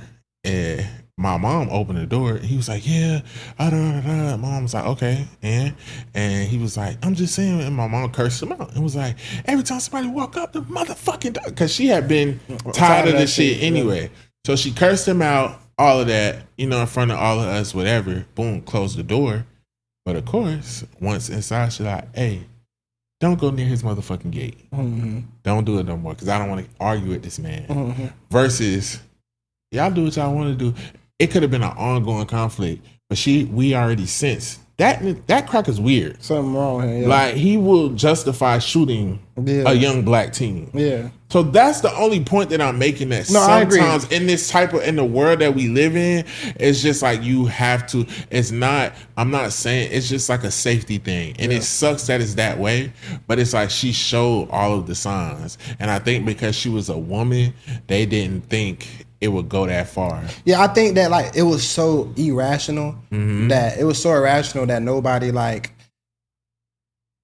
And then it got to the point where they not near your house. Like they was never near your house. Yeah. Like so, it's like you just didn't like that these kids are outside, and it's like you're not a fucking homeowner. And you clearly said, I feel like because nobody had ever knocked on her door, I feel like she said, if anybody ever come to my door, I'm shooting through this. Yeah, because she knew she was a problem, and then at that point, then you lied about the time. That's when they got you. Yeah, bitch. That was so 2 satisfying. minutes. But I do wish though, before we get to the investigation part of it, I do wish, or I do feel like whoever owned that property, with all the time she's called, all the problems that was going on, she should have been put out. She should have been put out, bro. Yeah. Like she was causing problems. And I do feel like that's another thing, bro. Black people, bro, we gotta know how to exercise our rights, and we old shit, bro. Yeah. Like that lady was causing a disturbance, and it shouldn't have took for somebody to die. They could have started a petition. After she shot her, they should have put her ass out. That didn't happen. That pissed me off when they kept letting her go back to the house. It's like y'all taunting them at this point. Yeah. Shout out to the white lady. Yeah. She one of the ones. You know she going up on Facebook right now. They found her page and shit. She was like, are you kidding me? Yeah, she was snapping. She like, bitch, you already know not to come over here without them. I was like, look at Hannah's sister. Yeah. You know not to come over here without them. Bitch, your ass gonna get drugged. The kids was ready. They was ready. I think the most heart thing, like, he was like, my heart is broken. One of her sons. He was like, are you okay? He was like, yeah, but my heart is broken. I picture myself having to tell my son some shit like that. Like when the dad came, I was like, why didn't you take them home? Like I was like, take them home, but everybody do things their own way. And he got the news. I think he knew that everybody was kind of waiting and shit, but he got the news, and then he like, damn, like now you got to tell your kids this, like you know what I'm saying. And I was like, just like their emotional intelligence was, because I was like, me as a kid at that age, probably not the oldest one, but like the younger ones, when he was like, mommy not coming home no more, I'd have been like, what, she going to jail? Like I wouldn't have just assumed she died. Yeah, I'd have been like, oh man, like I felt really bad for the brothers, the boys. I feel bad for the daughter too. She was younger though, but I do feel really bad for the boys because one of the boys, of course, gonna feel like, damn, it was I got my mama killed. Yeah. And then the oldest son, lie, that little girl was a shit starter, but yeah, she was funny. Every time the police came, they're on it. She done bit the fucking kid. Yeah, but that's just how little girls be. But like and then like the older son, he like they said that he blamed himself because he didn't know how to do CPR. Or whatever, so he could cut. Like, it's nothing. And just think about that. Even think about that shit. Now that shit give me chills. Like that shit, just like damn, bro. Like, bro, you know how many times growing up we didn't want my mama to knock on doors because somebody said something. My mama would knock on your door, but back in the day, that was community. Yeah, and usually two adults would talk it out. Yeah, then went left like twice. Yeah, but because sometimes people do be fucking with people's kids. Like people will fuck. Like as growing up in hella apartments coming up, like somebody knocked on our door before. Yeah, like having lived in Plantation, having lived because I told so it was a gay couple that lived downstairs. So it was a stud and they was lesbian and. So the son used to act gay. You could tell he was gonna grow up and be gay. Then the daughter was like Nisha age, and they ain't like each other. And the girl was chunky too. And it was like when they moved to the neighborhood, everybody was just bullying them and shit because they mamas was lesbians. So, but they had smart mouths too. You got a little sassy son like the Walgreens kids, and then you got a little fat daughter talking shit. So Nisha used to get into it with the daughter and shit like that. I don't know what happened one day, how Rara and the girl got into it, but Rara was like, oh, say something else. I'll go smack the gay out your mama. So we at the house. Yeah. So I'm like, so I think Nisha go open the door. And she was like, yeah, go get your mama and tell her to bring your brother out here because I'm just here to get this gay slapped out of me. Or whatever, like, because that's what he said he was going to do. And as a grown person, why are you? Like, what are you doing? Yeah, so then she came to the door and then her mom was arguing at first and then they whatever. And my mom always gonna check her kids and shit or whatever. So like that was when, you know, how they said it like grown people. And the lady was like tall or whatever. So I remember afterwards, mom was like, ooh, I'm glad she wanted to squash. I didn't want to fight that bitch. she got the man. But my mama never like she had almost fought one of our neighbors. Cause she came out and said something to us, a big lady. And I remember my mom went and knocked on her door and they was arguing. My mom was chest bumping her. My mom was like, "I roll your fat ass down these steps, bitch." I was like, yeah, like so it be like that sometime in the neighborhood. Yeah, and some people really be fucking with kids. Like I remember one of my oldest memories is when I still lived in New York, bro. Like I was like 3-4 years old, and like we used to be like in a little courtyard, a little playground, and it was this old lady. It's always the old. And she used to just be like yelling down, like, "Oh, y'all stop doing that, or y'all don't do this." Like, and it's like, and but like that's their whole life. Yeah, but back then, though, like, mind you, this is New York in the like late '90s, early 2000s and shit. So it's like Bro, like I was outside like by myself. Yeah, like yeah. at 4 years old. Like suck my dick. Yeah. Eat a dick. Nah. And but our parents in the fucking project. So like they'll just be looking out and watching us from the window type shit. And I went and told my mom, like, the lady fucking with us. Like I remember that. And she cursed that lady out because she was known for fucking with people kids. Yeah. Like, and that was just one of them things. It was an old lady, when we stayed in Cedars, but she stayed in Baytree, and if we would walk through Baytree and go through the pool, she would be on her porch and she would call us niggas and spigs. Yeah. I don't know if you got what's the name that out, because we used to hang with like Hispanic. Well, he wasn't even Hispanic. The nigga was mixed. He just looked Hispanic. She's like, the niggers with a spig. Like, so one day we all at the apartments. It's like 8, 9 at night. So somebody, I think Felicia she was the only one who had a cell phone. Lucky had her. This was like that Jim Jones era. So she had a flip phone. She get a call. They called Felicia from the Winn-Dixie phone. It was like, bruh, the niggas and speak lady in here.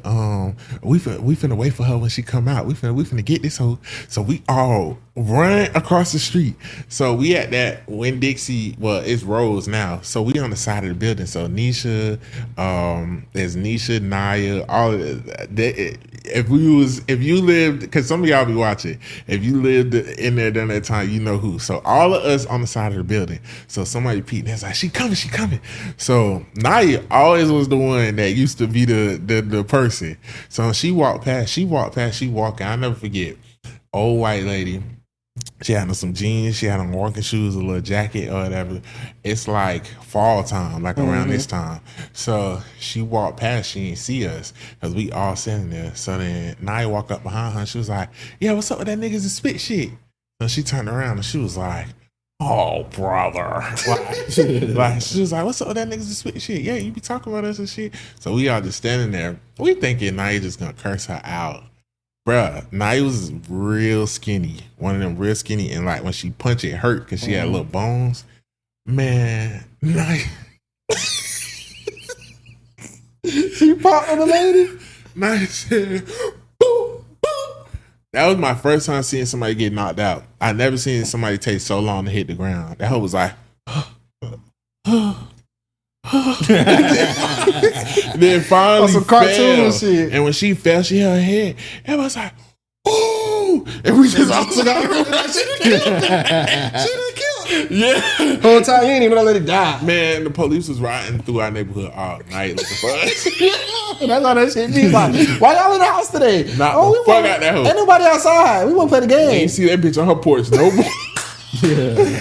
Taught you a lesson. Oh, fuck you. Niggas and spigs. Now you got a reason, bitch. Yeah, knocked the fuck out of her. We was like, Naya, we didn't think you was going. She was like, fuck that shit. Fuck that hoe. Like, Jesus. Because Naya used to be like, we from Pearl World. Yeah. Like, fuck that hoe. Yeah. Nah. But all in all, it was a sad case. But, I mean, luckily, I thought it was going to end on some, like, Trayvon Martin shit. I thought she was going to get off. Okay, the investigation. Now, this may be controversial, and I know niggas not gonna like this. Like, oh, she should have been sitting in jail or whatever. You gotta let them do their job. They gotta do their job. Like, I do feel like while they was trying to figure out what happened, and you kind of only really got one story to go off of. There was no other adults. Like the kids was inside there. You kind of gotta see what happened, see how everything played out, and stand your ground is a thing here. You know what I'm saying? Because sometimes if they do their job as fast as y'all want them to, sometimes that fucks up a case because they don't have enough evidence. Yeah. So sometimes you do have to let them do their job. And you got to make people feel comfortable to talk because her own words is what got her roped up. Right. Because she tried to create a whole little scenario. Because this could have turned into one of them things where they arrested her too fast and then the wrong party, MAGA, got hold of the story.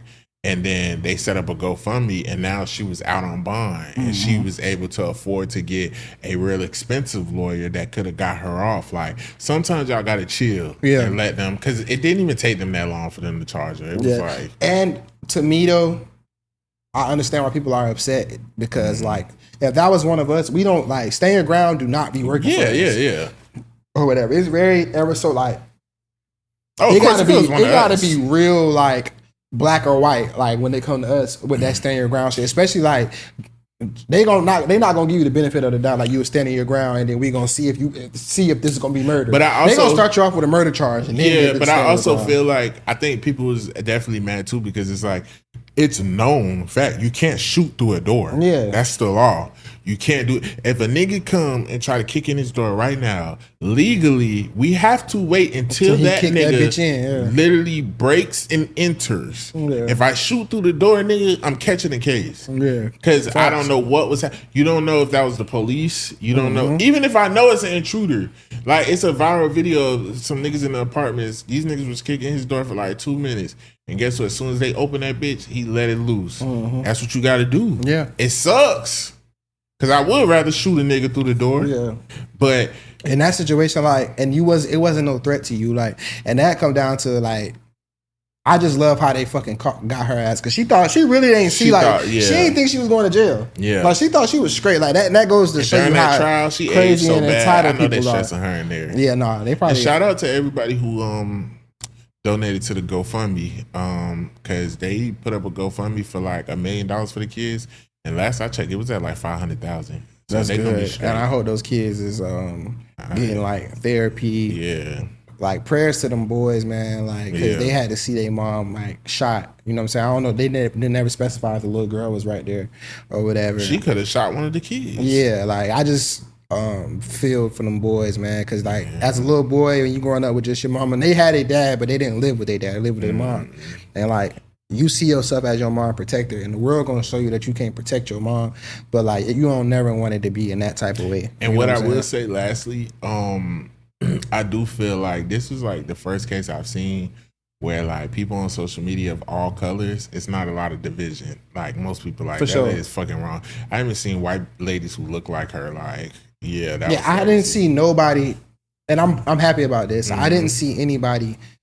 Like even like trying to rage bait with this shit or like nobody was on her side with this shit because like them kids wasn't doing nothing, bro. Like they was the only thing I seen was like some people saying like how they felt like they should have kept the kids from over there. Like like shit like that. I think that's just a parenting style argument, and that's like I feel like that's like definitely like a black people thing to where like we know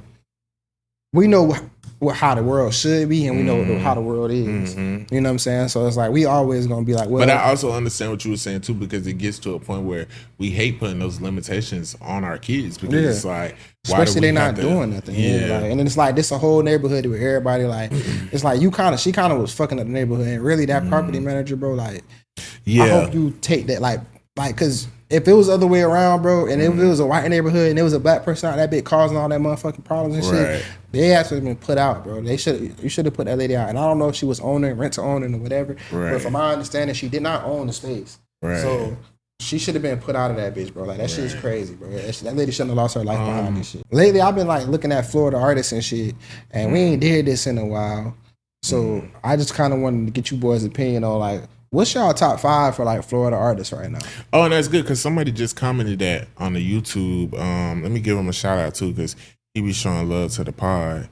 Because I guess he's like we should play like a Florida rap game. Yeah, I did see that. I got his Instagram too. I think it's we do that next recording. We set that up. We set that up next recording. Jamari Bailey. He said y'all got to do a Florida rap history game.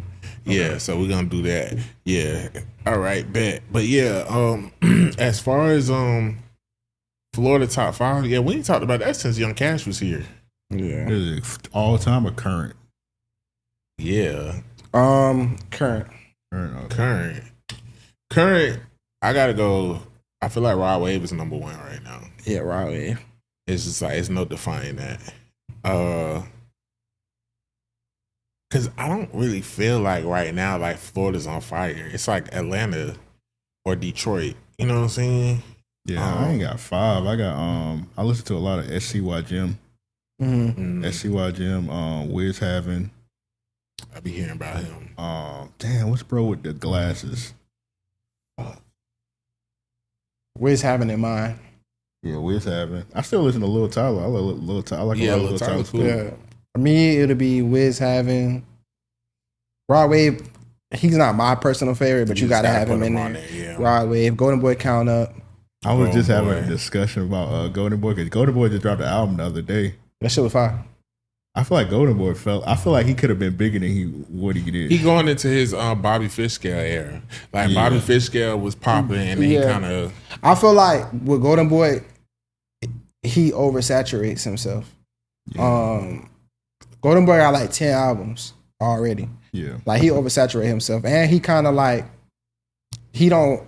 But he kind of like independent too. What it is like when they have just like a region like just Florida, they oversaturate because they still trying to get that hit. Yeah. Because like okay, like but he don't make that type of music though. Because like Bossman D-Lo, you know what I'm saying, like the hit got him out of here. Yeah. It'd be like, yeah, I got a fan base, but I'm still not eating the way I could be eating because the world don't know me. I think he just like one of them. He's like it's a certain category of rapper to where like it's kind of like I can see Golden Boy being more like of a currency nigga, or like how Gucci was before all the the blow up and shit like that. Like he's like gonna be one of those local legends type shit, or like have his own little cult following. But I don't ever see him. That's how I feel about G Herbo. Going a certain type of way. I feel like G Herbo like don't have a lot of hits. Like he got a song on the radio right now, but I feel like that's how it be with G Herbo. Like sometimes a little feature here, a little whatever there, but G Herbo has he still does shows because he just has his following. Yeah, you know what I'm saying? Yeah, like I feel like that's how Golden Boy be. So I feel like you gotta have Lil Shimmy. You gotta have Lil Shimmy. You gotta have not gotta, but I got Rod Wave, Lil Shimmy, Golden Boy, Wiz Having, and one more. I don't know. I do like Jimbo, but I feel like I ain't heard no new Jimbo. Jimbo was one of the ones that fell off too. Yeah, Jimbo started falling off too. Cause I would put Jimbo on there. For me, YJB told me, but that nigga can't stay out of jail. Because a lot of these niggas like they be. I feel like Kodak fell off. Like I wouldn't. Yeah, he fully fell off. Yeah. A lot of these niggas they still be like 1 foot in the streets, 1 foot in rap. So it'd be like they always in jail or always in some shit. I'm missing somebody. Well, honestly, outside. Who you was thinking of with the glasses? C Stunner. Oh yeah. He is good. Is G40 from Florida? G40? Yeah. I don't think so. It's another rapper. His name D30. He from Miami. He pretty good. Okay. I was gonna say G40? Oh, Lil Papa.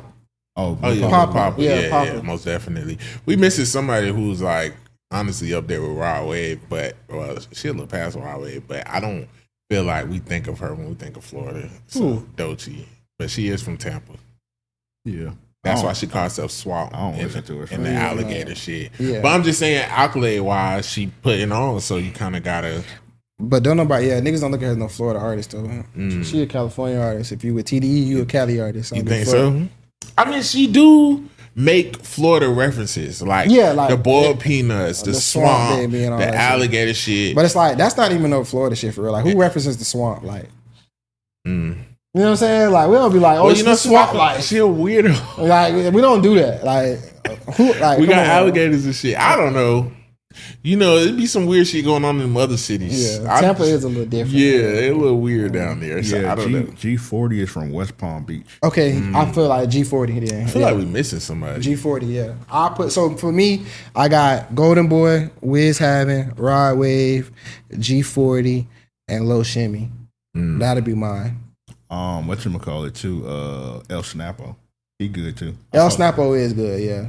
I don't know who that is. But none of us said D-Lo. I feel like D-Lo has, D-Lo's his emotions slow down a little bit, but I feel like he's still doing good. I feel like D-Lo is overrated. But I feel like all the music sound the same. Yeah. I feel like he overrated. He got oversaturated too. How do y'all feel about nobody mentioned real Boston Richie? Boston Richie was hard, but now he just make trick I fuck with Boston Richie, but I just feel like it's like D-Lo.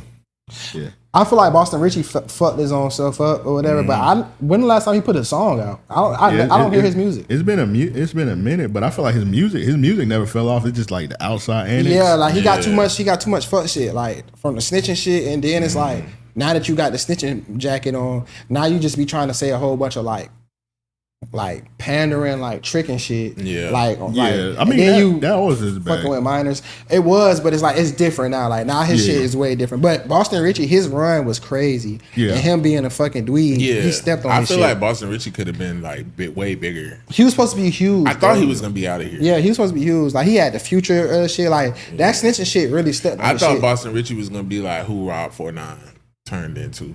Yeah, Boston Richie shit was tough. He definitely was. Yeah, his shit was tough. See me, I'm not a street nigga, so when he got caught with snitching, I didn't give a fuck. Yeah, it was that shit when he was dating the girl, that young girl. Yeah, for me, that's where and I don't care about the snitching shit. It was like not only was he dating a young girl, he was like beating her ass in beating the club. her up and shit. Yeah. I feel like they care more about the snitching. That's the bad part. You're right. Because the reason why though is because girls like him, or girls still be like giving him like acting like he's like his word matters because he be saying all that pandering trick shit. Like if you love her, go buy her something. Like he just that like he just lame. You know, I try to represent for the ladies. So we JT not in the discussion. No. Why not? Because JT is Uzi's girlfriend and formerly of the City Girls, but she still puts on for Miami, like on her projects and shit. I don't like her music, but her music ain't doing nothing. You seen the new song she just put out? Yeah, I mean that she's putting out. I don't know. I guess she's trying to do this. I feel like there's a market there. I do feel like that, but I feel like it's a heavy Uzi influence, and she's hoping to get that like Uzi market, so that she can separate herself from the other rap girls so it can take her to another level. I feel like JT will probably get there. Right now, though, she can't be in the top 5 Florida. She ain't did nothing. Yeah. Back in the day when she was with the City Girls, they would have been in there. She has more attraction than most of these artists we just named. But we gotta admit that. Like that's off her just being a city girl. It's not because of her music just shaking rooms like that. No, maybe last year, but this year, what she had. Yeah, but I'm saying okay, and all that shit. That was hard. That was last year. No bars, and then the album. I'm just saying that was like the beginning of 2024. But most of those artists outside of Rob, talking about Hood on the Road. No, I'm not that album, but like I think that album where she had okay and all that shit. Like that most shit of those artists outside of Rod Wave, not putting up the numbers or nothing. But Lil Shimmy putting up numbers. Okay, he got I have hits, heard of him. You know what I'm saying? Like and then, but all these other artists. I'm just trying to keep it fair. But you got to think though, they don't have near the publicity as her, and they name bells in Florida. We hear like, and that's what I'm saying. I'm just saying, being that she is putting up the numbers, she has stayed afloat. Because let's be real, nobody's checking for Carisha's music. Yeah. So, but she ain't making no music. But what numbers has she put up? Though? They just not checking for it. Yeah, she just released another song. You see, she was mad about the Chanel shit, and that was stupid. But I'm just trying to give JT her flowers that she's still fire. Going. Everybody know JT can rap, but it's like we need some music that's gonna resonate. Like the OK song, that shit went crazy. The No Bars, like we had bitches coming to the studio every weekend. A lot of girls listen to that shaking hand out, whatever. Bitches shaking ass with their hand out. Yeah, and she finna release another one, and she was just beefing with the biggest female rapper right now, Cardi B. Yeah, but that ain't music shit though. That's just bitches. No, but I'm saying she did the little diss track and shit. I feel like I still got to give her. Because if that's the case, we got to put Kodak on there then. No, because he's relevant. But Kodak's not putting up no numbers. Nobody's listening to Kodak's music. No, he's still doing his thing. I can get in the car. Like, if I get on TikTok, they're using JT's music for their videos. Like, if I get on the radio, you probably still hear OK on the radio. Like, JT's music is still relevant. She don't do the numbers that these other girls but do. Every time Kodak put out something, that shit gonna who listening? They listening. We listening. When that shit come out, you still because everybody got like he dropping some shit. I can't even tell you the last Kodak song. He dropping some shit right now. The last song I remember is Peachy. Nah, you tripping. But he dropping some shit right now. Slide was a hit. What's that? Walk. Mm-hmm. Okay, yeah, that was good. Yeah. Oh, and Grim, that's a long time ago. Super Good was like 2023. Yeah. But he keep putting out shit. Like he was just on the radar. He put out a little freestyle. Okay, I understand what you're saying. So, okay, like we could put Kodak and JT I don't know if y'all seen it, but Kodak dropped a freestyle like the other day. It was like he was like in a room. Yeah, that's what I'm like talking a about. press conference. Bro, everybody on my IG store was posting that shit. Yeah, like people fuck with Kodak. Well, I they feel don't like want to that's- believe that he's wild. I feel like that's how they is about Plies. Like if Plies put out a freestyle, anything, everybody in Florida gonna repost it. So I don't know. No, I don't be seeing that, bro. I do every time Plies post something, and Plies still But sell the out funny shows. videos and shit, yeah, but that's legacy. I'm No, talking about and like, Plies release because sometimes if it's a new song, he'll rap over the beat. I always see people reposting that shit on their stories. I miss it. Y'all hating on Plies. You be on Facebook. That's on Facebook. Facebook. I mean, bro, I want to believe. You know, that's my era, bro. Yeah, I remember but one time, no. bro. One time we was in a bowling alley. What's the bowling alley on Beach? Beach You- Bowl. Oh, Lanes, Jack's You Lanes. know, you know how you could pick the song? Yeah. Bro, I remember one time somebody picked on a little jukebox. They put Plies 100 years. Everybody stopped bowling, bro. Yeah, no, that's what there it were white is. people and everybody was just saying, they gave my cracker 100 years. Yeah, Everybody was just saying, yeah. nobody was in that bit bowling, bro. Everybody Yeah. was just singing that bitch at the same time, bro. That's what I'm saying. That's one of them songs I had to play for my son. Like, And bro, Plies still sliding. Like he still be having like even that song he just had talking about the girl like the girl went viral for rapping it at the concert recently. I don't know how the song go. It'd be like son. I can't think of the shit, but it is a viral song that a lot of girls use on their stuff. You talking pussy what? No, it's like he basically like bigging up a girl, like you be on your shit and stuff like that. The light skinned chick just went viral from the concert they had here at Cash Bash. I think I know what you're talking You know what I'm talking about? Yeah. Sure. And when Plies drop freestyles, But we not saying that fucking with Plies it. not like him. We know everybody know Plies one of them niggas like, but But I'm just saying, like, so when you were saying, a lot of people was reposting that Kodak shit, I didn't see that. Like, I don't pay attention to Kodak because it's just hard to watch. for yeah, me. like the Drake and shit. But So- I'm like the girls, like bitches, like yeah, JT is relevant, but she's more relevant because she's a staple in the culture for being a city girls, Yeah. as opposed to like everybody know JT talent level as far as rapping, but as far as where she should be, she not there because I just feel like her music not flopping though. No, it's not flopping. But So I'm she's just trying. popular though. I'm just trying to keep it fair because then it's like, okay, we could also say, but it's like, no, we can't. Bro. no, stop. Come on, bro. Like, let's be for real, bro. No, we can't. No, No, bro, we can't. No. Listen, you ain't let me finish. Because there's nothing to be said. I feel like bro. you trying to do JT like that person I just named. No, I'm not. Yeah, I know JT like- is. I'm saying she's relevant, but like that's understandable. But you like, talking about 3 songs as opposed to people who's putting out numerous projects. JT got 1 project. Oh, But I'm pretty sure those 3 songs, the number, again, she has the backing. She has being a staple in things. But if we got to keep it fair, just like you said, I don't listen to Rod Wave, but he's still having such an impact. I have to name him. So if we're going to name but his impact as opposed to JT. What JT sold like 20,000, 30,000? she sold like 30,000. But we can't put all these up and coming artists over her. That's what But- I'm saying. If we saying top Okay, so 5 look Florida. though, you got 1 album that sold 30,000. These niggas got 5 albums. But we talking about the And they impact of the keep- songs. But they- we talking about if we talking about who putting on for Florida in top 5 Okay, so Florida. boom, when she Boss gotta Man be on there. before get up with whatever the fuck that shit called. Boss Man D-Lo did not have no hit records, and Right. his impact was way bigger than JT shit. With her being a superstar, I wouldn't say that.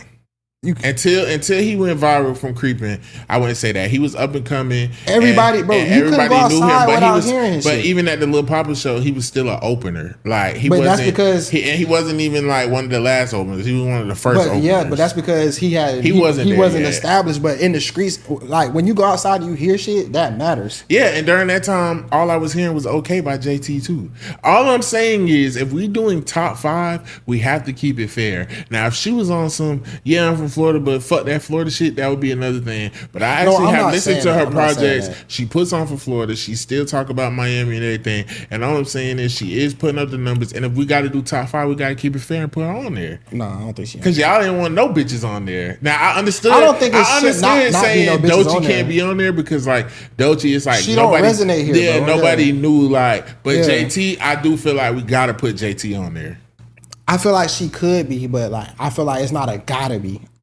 I feel like she could be, has to be because that shit just don't. Because some of them artists you just named, some people will watch who don't listen to like up and coming artists or like underground technically underground music or locally Florida music, and they'll be like, "Who the fuck is that?" But that's why I said Florida. We from Florida. Like if you name if we was in Philly right now, people not gonna be naming Uzi off top or Meek Mill off top. They're gonna be naming like Lil Bucks. They would have been naming YBC Duel, fucking. But then I feel like we would have to separate it. Like okay, up and coming Florida versus established Florida, because I just feel like if we doing the whole package, I gotta keep it fair. But then if you do that, then now we naming niggas like Boost. I mean not Boost. Now we naming niggas like Kodak.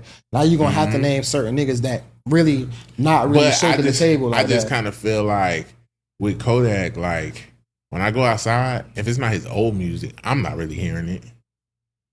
But his impact is unmatched, bro. Niggas refuse to believe. Like niggas be like, "Oh, Kodak not on." Niggas will lie to themselves and act like he don't have a drug problem, bro. Like, or he just be trolling. Like, that's delusional. Niggas be like, Kodak impact is insane. And see, bro. I don't see that. I see people like, damn, Yak need help. Yeah, da. But I'm just saying, for my personal list, like even Rod Wave, I'm not the biggest Rod Wave fan. So it's like a personal bias. I'd be like, but Rod Wave, just gotta, you know, he's just like, if you talking Florida, it's nobody bigger than Rod Wave. So I gotta that's why I put him at number one. But it's other rappers on that list that I would listen to before I listen to Rod Wave. So JT, I just feel like because she putting on Florida, I gotta put her on there. Yeah, the reason why I say, and I'm not going against because it was like personal. So like the reason why I say Rod Wave, because he has the quantity to back it up. JT just started putting. I mean, she only got a couple songs, and that's off the back of her being JT of the City Girls, not JT alone. Yeah. So like her next project, if that shit move and they do something, because she just put out that diss song and nobody fucking cared. You know what I'm saying? Like, so it's like, I feel like it made noise, but it was like just the whole technicality thing of it, and then she taking it down. That shit came. But again, I'm talking about the whole package. That's why I feel like she has to be on there, because I feel like I'm about representation. So anybody who's in the industry doing their thing, they getting their records played, they selling out shows, and they having an impact, and you from Florida and you putting on Florida, then I gotta put you on there. But is that off the back of JT alone? Or because is that let's off be the real. back of you used to be in the City Girls and you date one of the biggest artists in the world? No, I feel like that's off the back of JT has a fan base. Okay, we're gonna see when I don't think it's just off the City Girls. Oh, I know we got other shit to talk about. Y'all seen the Meg shit drop? Yeah. How y'all feel about that record? I like the sample. Terrible. Yeah, I just like the sample. Meg. And then it's like, why are you shaking ass to? I don't know. Like she could have just been cool in the house. Like how you felt about I want her to shake ass. No, but I just don't want her to doing choreography, bro. I swear, I promise y'all, in 2020, bro, I used to be when I think it was WAP or something, when they started making her do choreography, I'm like, they finna ruin her career. And because I feel like watching the video, I feel like how you said you felt about watching the Folded video by Kehlani. And it's so funny because me and my old lady was in the house watching it, and we was just kind of looking at the Folded video, and like at first I was like, what the fuck is she doing?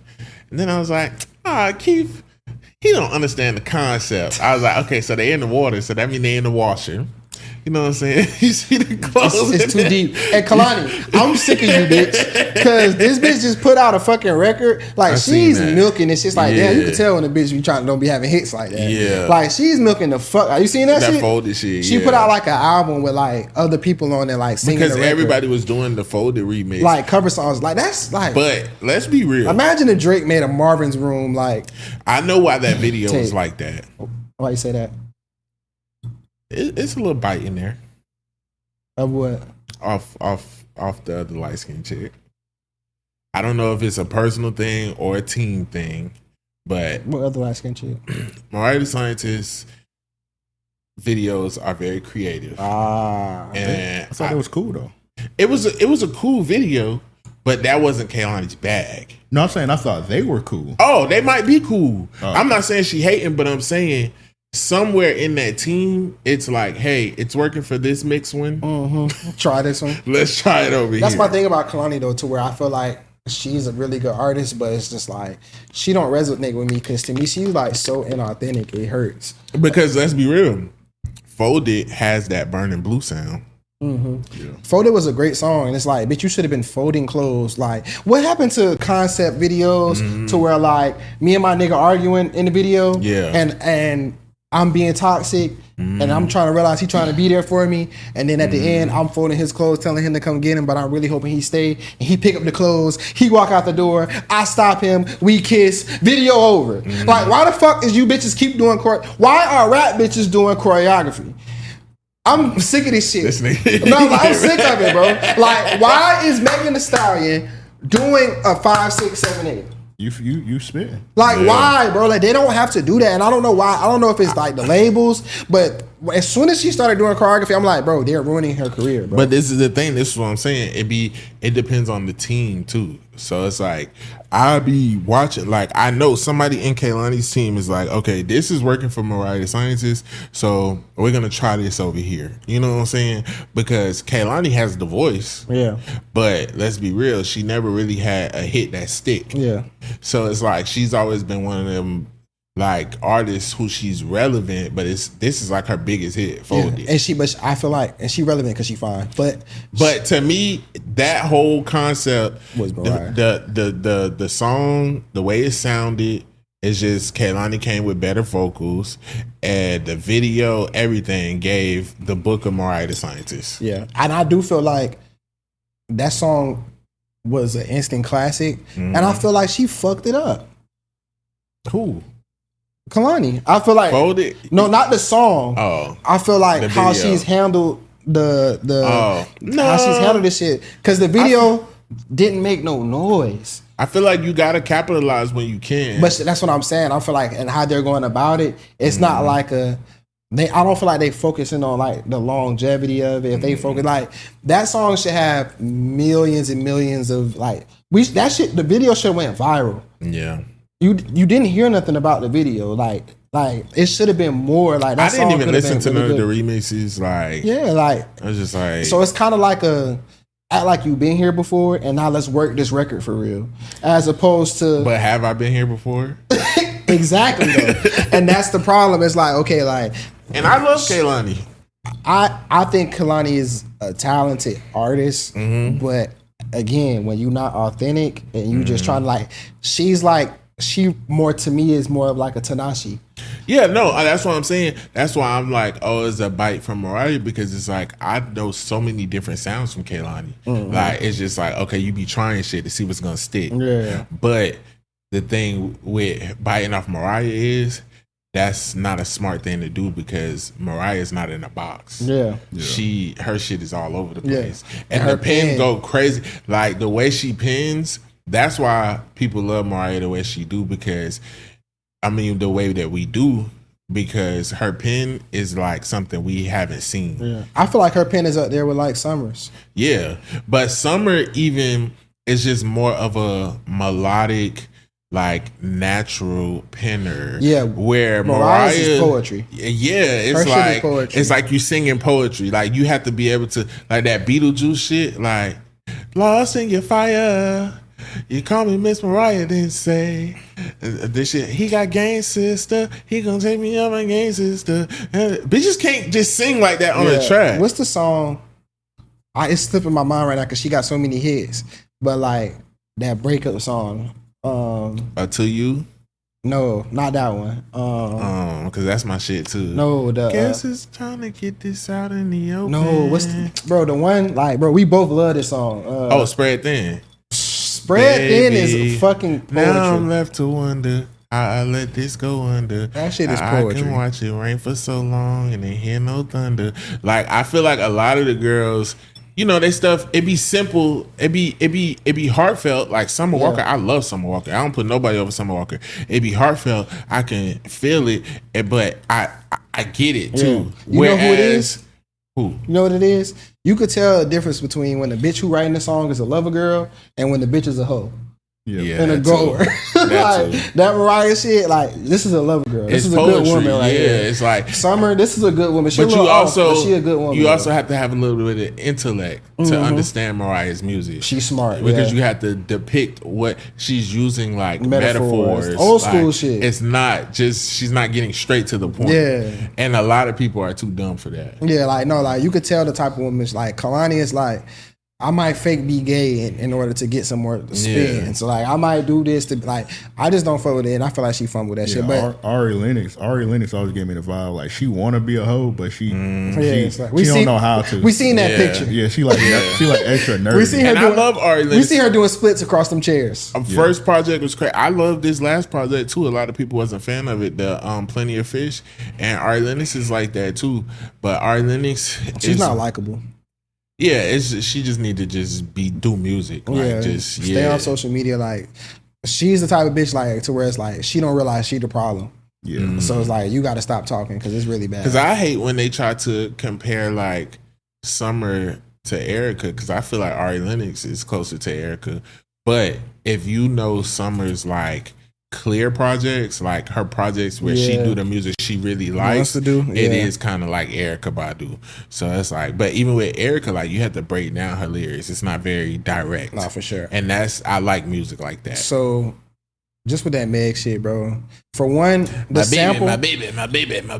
Like we thought it was gonna be like, oh, this is okay, Lovey Dovey song. Like it's like it's another whole song. And I know who you rap about. Like I don't want to imagine this with this light skinned nigga. Like, you don't even give me them vibes. Like, yeah, but I don't know. I feel crazy.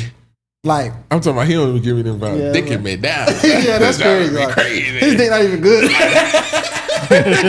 don't know what to do with that. Down. come fuck with your boy. Look at that. He don't know how to handle that. I do feel like with Meg, it's like her career, like she fell off bad, bro. Like Meg was one of them, like she crossed over, and it's very hard for women to do to where like a nigga listen to your music by himself. Like Meg drops some shit, let's hear what she talking about type shit. And like she fell off bad, bro. And I feel like they tried to turn her into some type of pop star when she was like a great rapper, sex symbol or whatever. Like you got ass, you could just shake ass in your video. You don't have to have a 5, 6, 7, 8. Her game with Rock Nation was like her downfall. Yeah, like Rock Nation. Yeah, because it's just like right now it's like this big thing against Rock Nation. Like people just want to see Rock Nation fail, and then it's like Meg is like the biggest like scapegoat outside of Jay-Z to do that. I do want to give a shout out to who I feel like is the most slept on female artist right now. Ice Spice. No. Who I feel like lyrically can dominate and makes great music. I'm gonna say Mona Leo. She's hard. She's hard, and I feel like she deserves. No, it. she blown up. Right I will say she finally getting her just due. I was a little disappointed with this project. I did listen to the project. This is my first time listening to one of her projects, but I understand it was a concept album, so I'm not being too hard on her. But I personally feel like, you know, her next album shouldn't be a concept. You should just, because you make good music, but I couldn't really get into the concept of, I understand it was like death and basically it's called Who Did the Body. Yeah, I've seen it. It's like the mortuary stuff, but it was a little bit just too hoodoo for me. Yeah. You know me. I was like, she in that bit, open the gates, talking about letting spirits out and shit. Oh, hold on. You ain't finna conjure up these spirits in my car. But nah, I did hear it too. It was decent.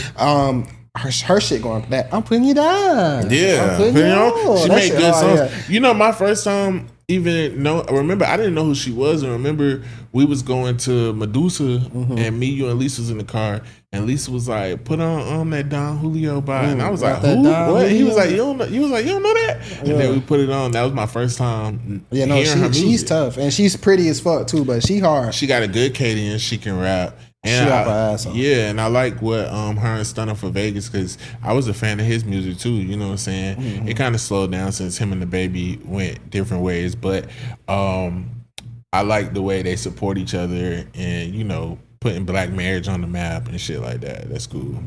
made me think about it. Yeah. But nah, yeah, shout out to them, and man, Yeah. you can just shake ass, bro. You ain't gotta fucking have a 5, 6, 7, 8. I'm sick of that shit. Yeah. That So shit. Yeah, it's over with though. just real quick, the topic I had, basically my topic was just like home ownership. I just wanted to talk about that. I feel like we always talking about shout out shit. But basically what I want to talk about home ownership is I feel like in these days it has become like so like this big thing, like especially for black people, if they post like, yeah, I bought a house, or I'm a homeowner, whatever, and it's like, I don't know, hate and shit, because I think it's great, but it's like a lot of people are getting fucked in those deals. Like with these homes, they're building like subpar homes that's not even brick, that's like you don't have like no land, you're not next to anybody and stuff. So I feel like I'm at a place where like I don't really aspire to be a homeowner right now. Like I would much rather prefer like my dream is to live in like a high rise in the city. Like I want to move to a bigger city and have a high rise like on some ghost shit. Do you want to own it? Potentially, but I feel like with ownership comes a lot. I don't mind renting. Like if I left this earth and I never like owned a house, I feel like personally I would rather have something where I feel like I can buy flat out, like a home or a high rise flat out. Because if you still own it though. What you mean? If you buy it flat out. Yeah, that's what I'm saying. Yeah. I would rather I have So a like lump sum of money. Yeah. And like I made it, I have a lump sum of money, I buy it flat out, and I'll have to pay as property tax versus going to the bank, getting a loan, you know what I'm saying, and then having to pay it back, because technically if I ever default or anything, they could snatch my house. So I feel like that's equivalent to paying rent, because majority of the time, those loan terms, most people die not paying off their homes. So the way I look at it as the thing about owning a home, it is I kind of compare it to like having a business versus working for somebody. So if you do own a home, it is more work, but it's more benefit to it too. You know what I'm saying? It's more risk, more reward, just like owning the business. So it's like, yeah, you got this home to where like you do have like these loans and stuff, but you can also take off the equity that you put into the house too. And with me working in the banks, I've seen people come in that bitch and you got $415,000 that you can pull from at any time. Yeah, you got to put it back or whatever, but you can come and like draw a loan on your crib to where like, even if you don't got good credit, like you just got this, you know what I'm saying, equity line. So like it is beneficial. And on top of that, if you can also own your home and rent that bitch out, and then you can live somewhere smaller, like it just gives you more options. And that was my point in bringing up the topic, because like I know all of those things, but as of right now, me at this age, like I don't really have any aspirations to like go buy a house. I feel like a lot of people around our age, like especially once you start hitting 30, like their main thing is like, I want to buy a house, but I feel like a lot of people don't really know the logistics of it. You know what I'm saying? And a lot of people just want to do it to say like, hey, I'm a homeowner. But all of that is great, but also in this economy and people who are not well versed in the literature of being a homeowner and just want it so bad, it's just like going to get a foreign, and now you in a fucked up contract, and some of them is paying $3,000 and $4,000 a month for a home, and that's not what home ownership used to be. It used to be to do it so that you're not paying market rent prices. You know what I'm saying? No, you're correct. Like doing the things for the right reasons and not as a stunt is very important. Because it's so funny you say that. I was just watching the video or whatever. Shout out to Ken LaCourte. He got a YouTube channel, The Elephant in the Room. He do a lot of really good reporting. And you know, because right now everybody feel like don't nobody own homes no more or whatever. And that's really not true. Right. No, a lot of people there's no difference in like the level of home ownership has not gone down. Like a lot of people still buying homes, but like you said, if anything, I thought it was higher. Yeah, like it depends. Like, you know what I'm saying? They're like a lot of people in the older generation feel like our generation don't buy homes or whatever. But like you said, a lot of people doing it for the wrong reason. So if you are going to be in a situation to where you own a home, and I do understand, a lot of people feel like, well, I might as well just pay rent if I'm paying the same price. But again, you paying that rent and not putting any equity into no shit, not putting into the ownership of it, like you kind of like just giving your money away, as into like when it's your own home, you basically investing that money into yourself, kind of like when you pay off your credit card. So when it come down to it, if you doing that shit for the wrong reasons, if you just want to say, I got some keys, and you just signing the first thing that come with it, you not really sharp in the market, you don't have a good realtor, you're not getting your bang for your buck, you living above your means, but you own a home now, so you can't even afford to fix no shit in this bitch when it break. Like, you had to go buy a microwave when you got a built-in microwave, like, yeah, you and hustling that's backwards. my whole point. I feel like majority of people our age and from our generation are doing it just to be able to post something and say, hey, I own a home. Because I'm hearing about a lot of people who being upside down, like they being upside down after they purchase a home. Yeah, I think oh, my bad, I mean to cut you off. I just want people, because me personally, in 5 years it may change. I might have kids and I'm like, yeah, I want a home, but number one, I'm not in a rush because of location. I know Jacksonville is not where I want to settle, so I wouldn't buy a home here right now. Unless, of course, I could rent it out. It could be a property investment, but that's just not something that I'm looking for doing right now. But wherever I buy my home, I know I want a lot of land. I know I want it to be big and extensive. And so I want to really put my all into it. So I would rather it be, I feel like I want to buy a home closer to a time where I know I'm probably going to be settling down there and possibly like retiring there versus, because I still want to move around. I got dreams. I got aspirations. So another thing too also is where people kind of fuck up at, and what you kind of speaking more to is your first home that you buy is not necessarily should be your dream home, right? So it's like, again, living above your means, because like how you saying, when you think about you getting a house or whatever, you think about where you want to settle at. That's why it's good. It is good to be a homeowner, because you can start off with that regular house, build your equity. You can either sell it or you can be renting that out and building up, get you some more shit or whatever. To when this house is an asset to get you to the next level, to where your dream home with that land and where you actually do want to be. Yeah. So like, it's everything you saying make perfect sense or whatever, and it steps into it like you said, like doing the shit the right way. But it is good to still own a home if it's in your means, because that most likely is going to be the best case scenario to get you to that dream home. Yeah, and I agree. Because once you build and up, I feel like if changes. you're doing it the right way and for the right purpose, because it's like you could go get a 3-bedroom on the north side, you know what I'm saying, as a starter home, and then decide to leave, and now you can rent that out or sell it, you know, because it's great to have investment properties, you know what I'm saying. So I agree with everything that you're saying. I just think,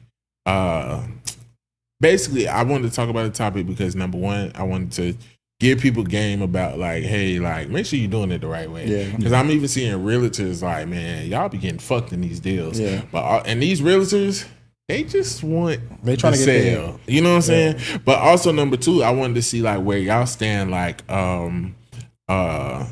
if like y'all two boys have aspirations to like be homeowners. I don't really know. Like, I'm like, the house that I stay in now is kind of like a rent-to-own situation, but I'm still deciding how I feel about it. Or I love being able to call maintenance. Yeah, if I'm ready yet or not. Like, because it is a lot that go into a home. Like, I just want to be able to like flush whatever the fuck I want to down the toilet and not worry about the pipes. Yeah, you know what I'm saying. There's certain shit that do come with it. I know love my dude wipes. Yeah, like Amp, you got a home, right? You I don't own a home. I rent a home. Okay. I'm used to renting apartments. This is my first like actual house renting. Yeah. It's like, it's a cool situation. I grew up and my parents owned their home.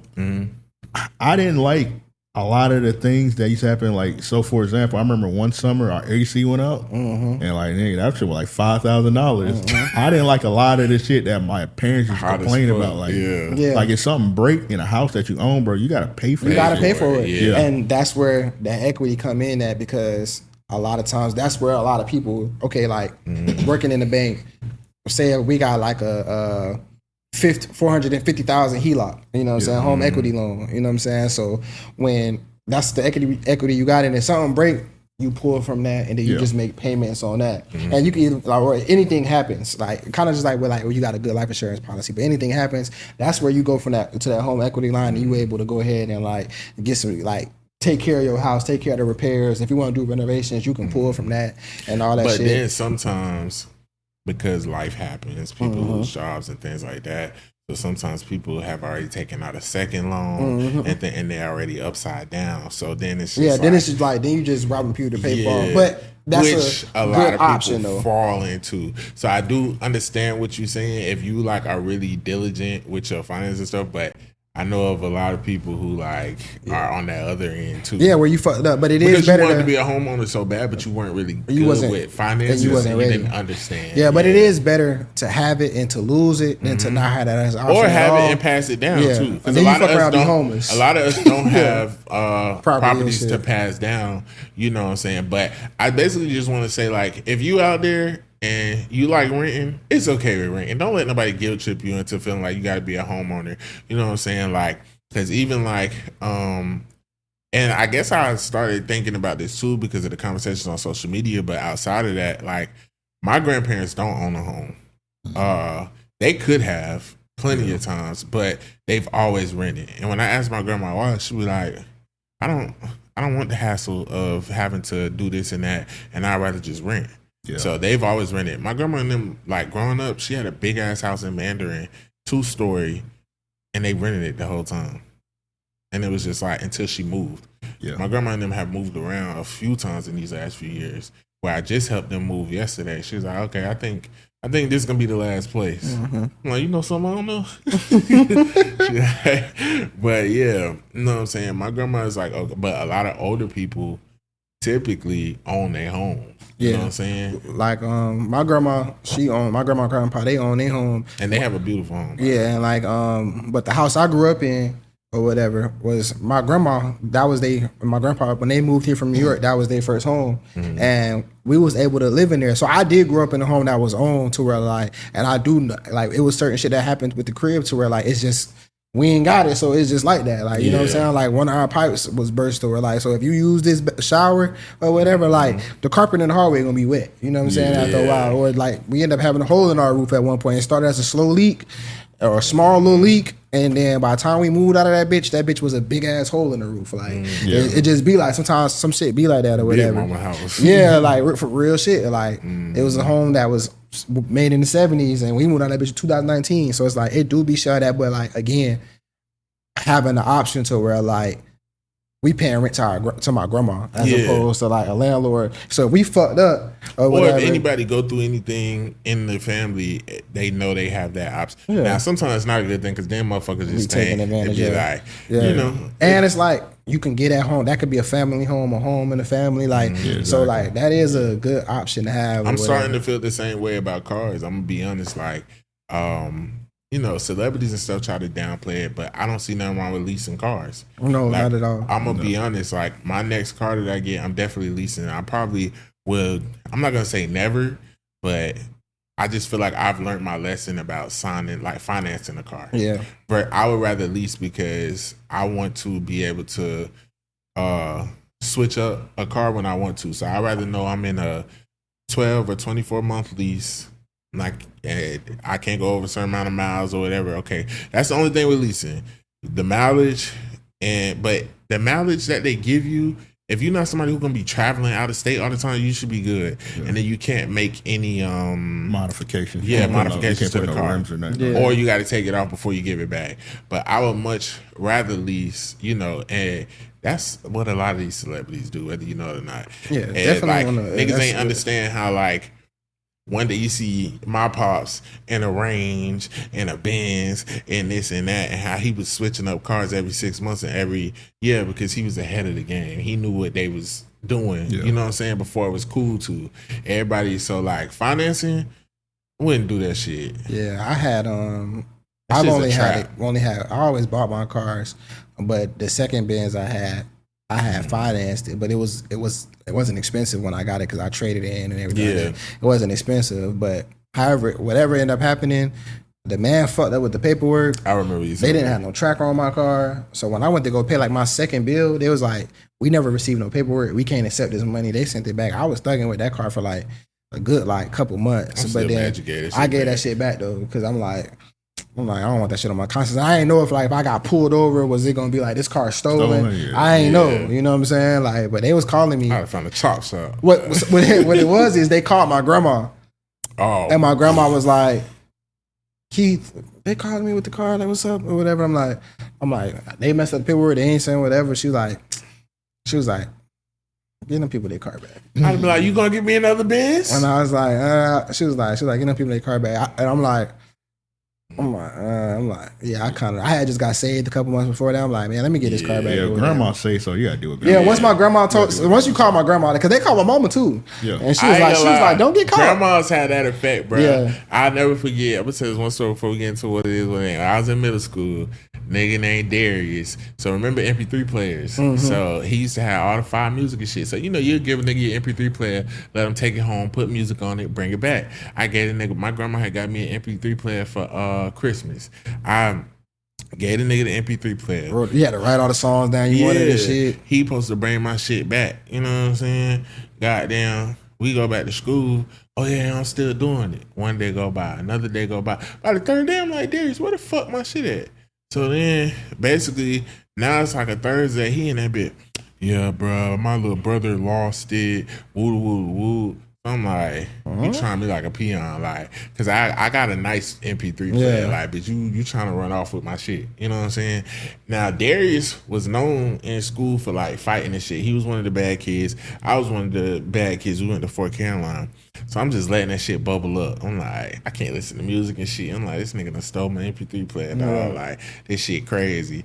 And then that Friday, I'll never forget, we was in not Mr. K class, but it was our math teacher. And it was like waiting for the bell. And that nigga was sitting there listening to his music. So he had a little raggedy MP3 player. Man, I got up and went and snatched his shit. Headphones and all. So he was like, I was like, give me my shit back. You'll get your shit back. Swear. He was just looking stupid. So I took that bit that weekend, and he had some fire music on, so I listened to it. So my grandma was like, I had already told my grandma what happened. Yeah.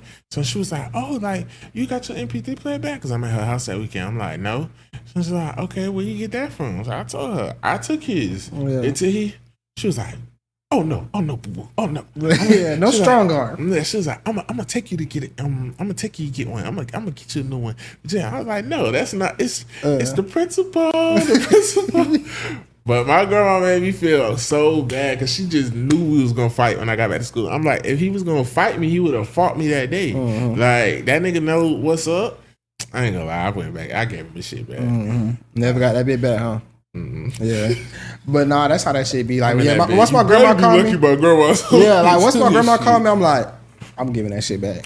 Yeah, because that shit already was fucking with me. Like, bro, if I ever get pulled over, like, I don't know what the fuck they gonna say about this car, bro. And I'm like, and I was like, damn, I know they ain't got no tracker on my shit because they would have been came and got it. Yeah. So I'm like, bro, like, what the fuck? And he like, I'm like, I'll be worried, like, damn, is my shit gonna be out here when I get out? And I never went and put no tint on it. I ain't do none of the trademark shit I normally do because I was just like, it was on my mind or whatever. So like, I did get peace in giving that shit back. When I gave back, he was so like, because he probably gonna get fired. He probably was like, he's like, Keith, man, you so real for that, bro. Like, it was a white man. Shout out Chris.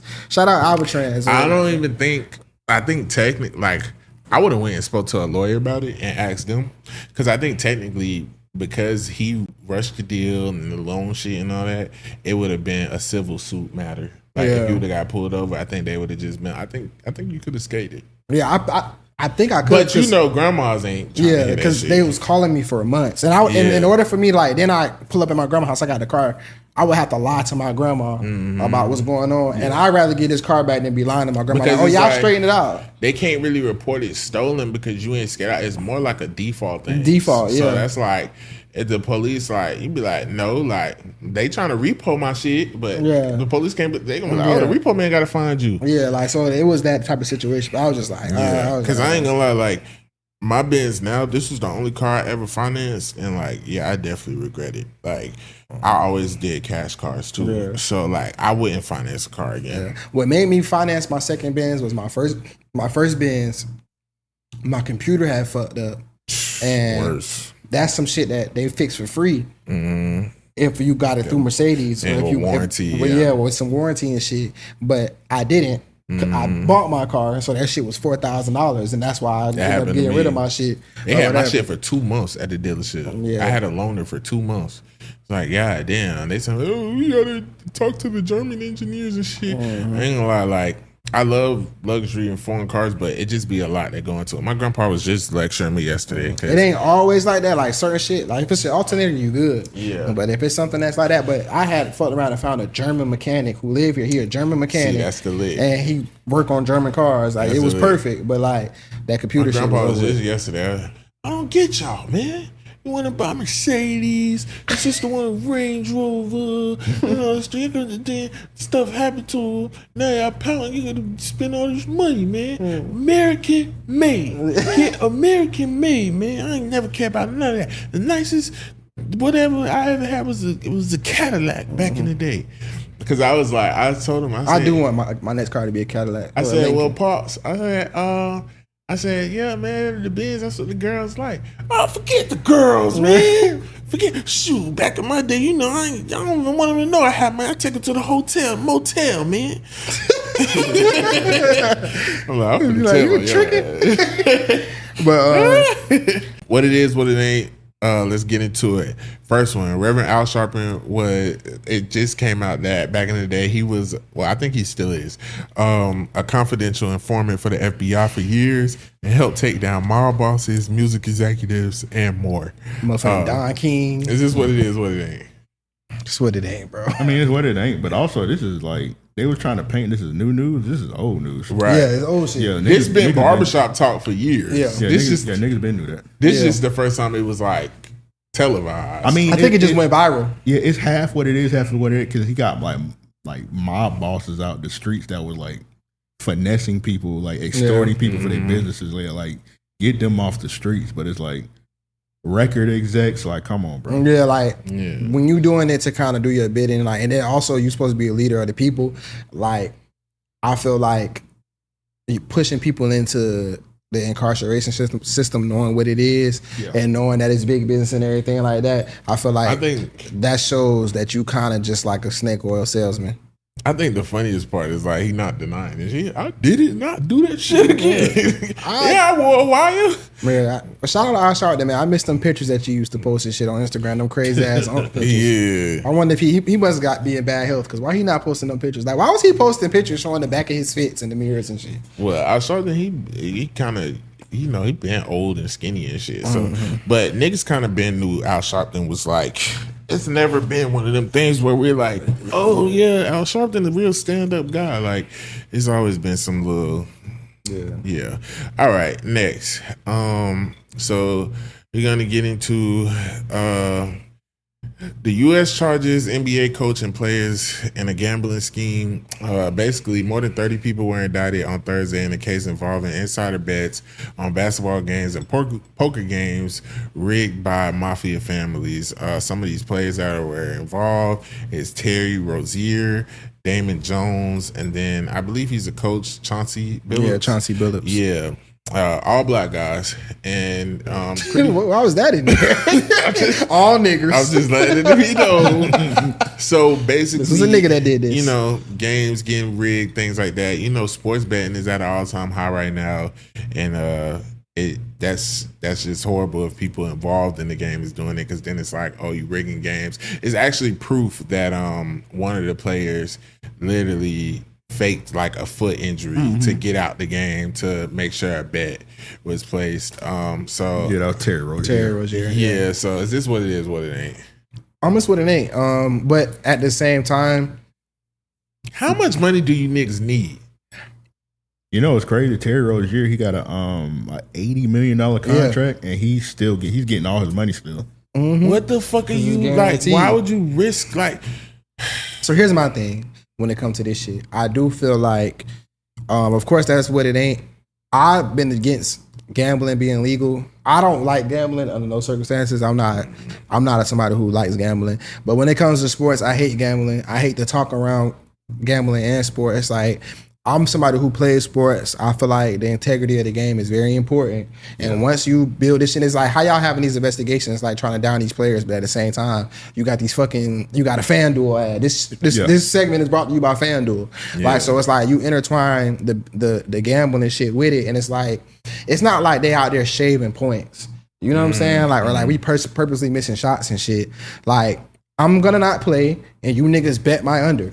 You know what I'm saying? And it's like, maybe if y'all take away unders, then niggas won't do this shit. But how do we know it hasn't went that far behind the scenes? It probably has, but it's like, if it's going on, people know about it. And it's a lot of shit that's been, like, it's bigger than what people want it to be. And just to single out Terry Rozier, it's like, it's kind of like, it should have been rules. And like, cause really all he's saying is to my homeboys, like, hey, I'm not playing tonight, bro.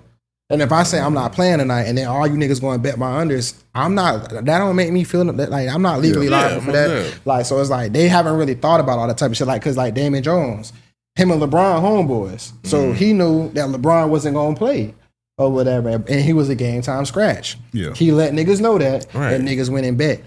It's technically like insider trading. Yeah, it's like insider trading, but it's like I just know, but.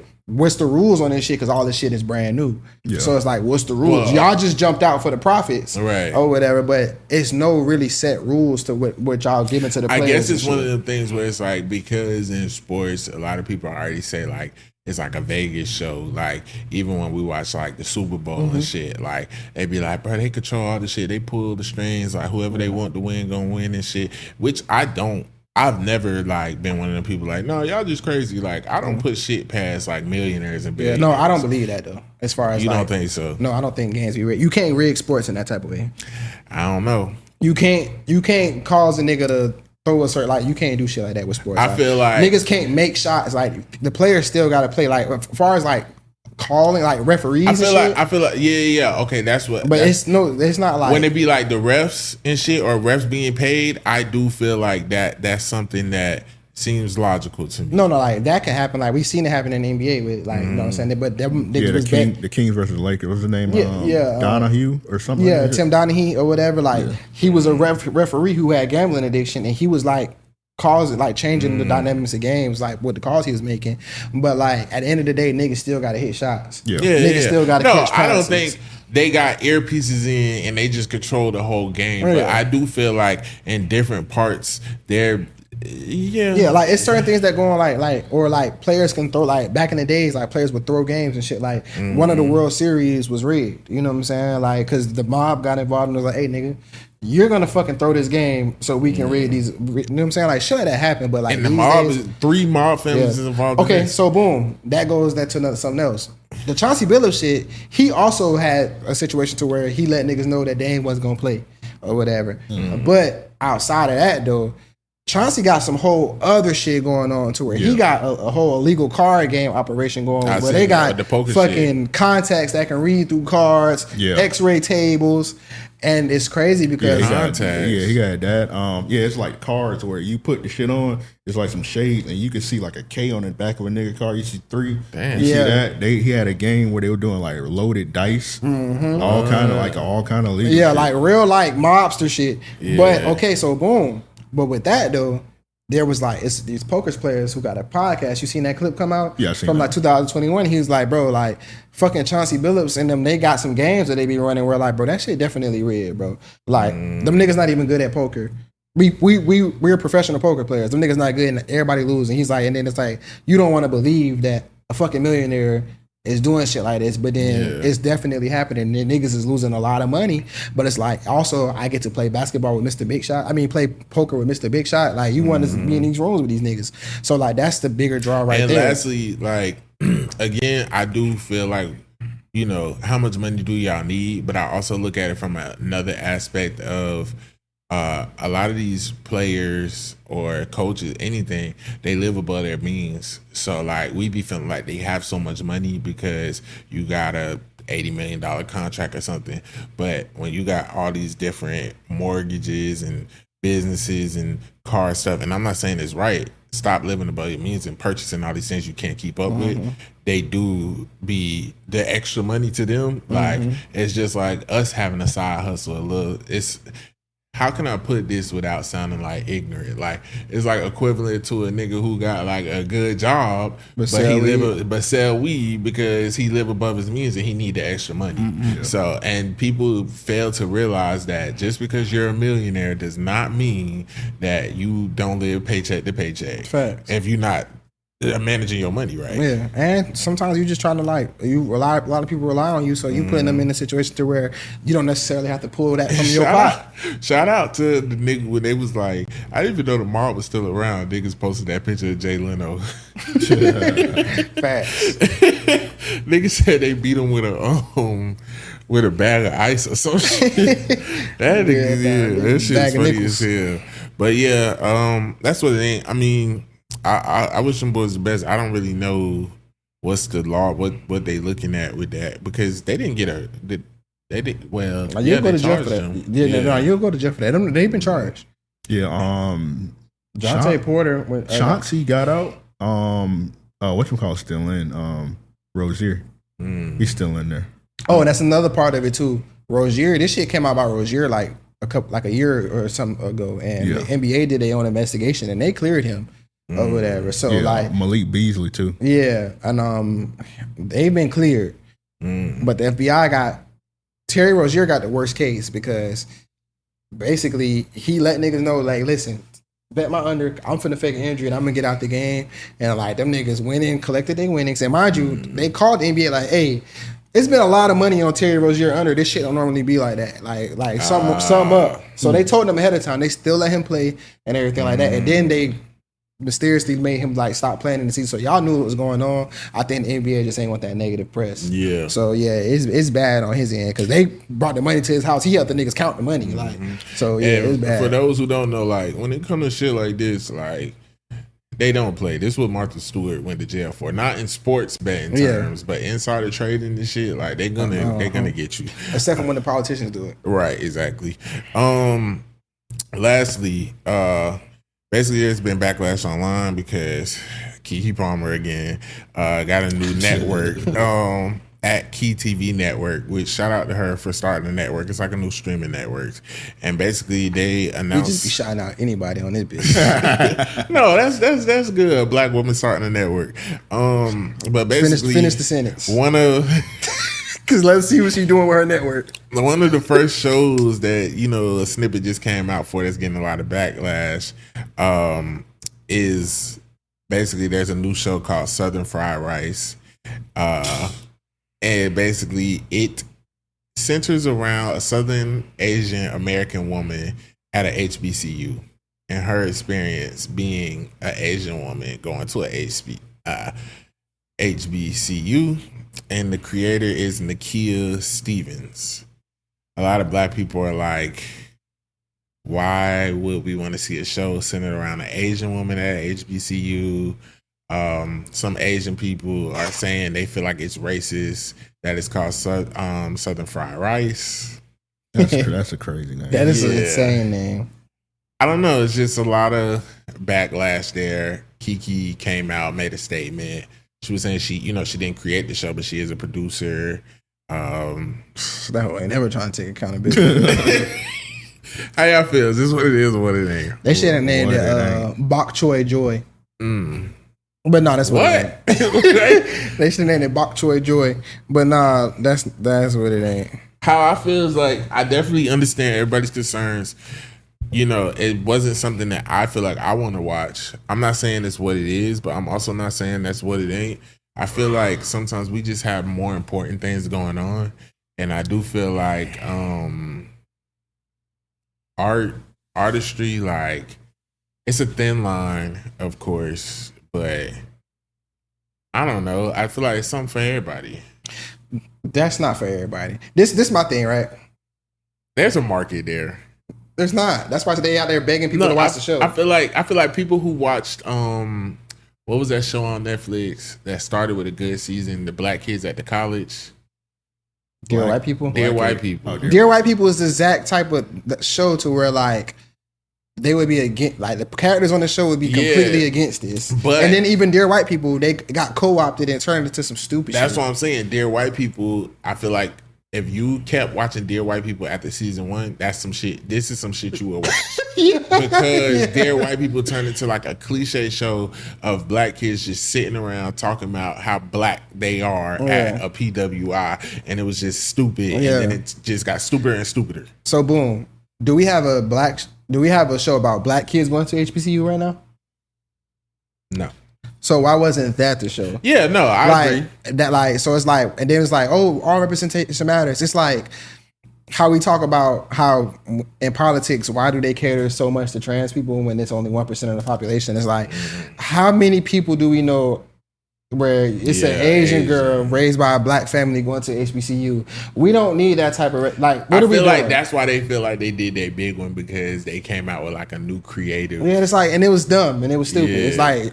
We could use a show about black people going to a HBCU and just a dramatized version of what that looks like, because we know that that's successful because we had a different. But is that not a show about black people going to a HBCU if majority of the cast is black and the one lead role is just an Asian girl and she's showing how it is to be an Asian around the black experience? No, that's not that show. That's a totally different show. Yeah, they could have did one where it's a black show, but they just so happen to have an Asian girl. Yeah, like, that's what I think. They like just like on a different world. Like they had Marissa Tomei. She was a white girl going, because a lot of Asians and shit like that, they go to HBCU. But a lot of people don't know A Different World was originally supposed to be about a white girl at a HBCU, and then once what's her name auditioned, that's when they changed it to revolve around her. That's why the main character almost looks passing white. Well, let's not say audition. Bill Cosby kicked her off the show because she was getting on his goddamn nerves. Yeah, and she got pregnant. Yeah, and she did that movie where she had her titties out. Yeah, and he said, "Bitch, you gonna get off my set." yeah.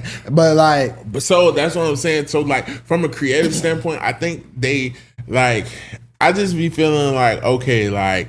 Put out the show. If it's an audience there, it's an audience there. If not, it'll flop. But I don't feel like it's nothing to hit the streets about in protest. No. It's just like read the room, and it's like, what are we doing here? Like, it's just like, what are we doing here? And Keke Palmer, bro, you responsible, bitch. I don't know what you said. I don't know. I guess we just have to wait and see. I feel like I'm not watching that shit. I feel like it might be good. Even Asian people was like, come on, bro. Yeah. And then calling it Southern Fried Rice is crazy. Yeah. Like, that's where, like, if they came out with a show about black people at a PWI and called it Southern Fried Chicken or fucking like something fried chicken or fucking unseasoned watermelon, we gonna feel some type of way, bro. Yeah, black people, we be getting out of line. Like, just like how I was having a conversation with somebody recently and happened to explain to them why you can't say that your eyes are chinky. Like, it's certain, like, we gotta relax. Like, but I'm just saying, even looking back now, Dear White People was cringe. Like, Dear White People.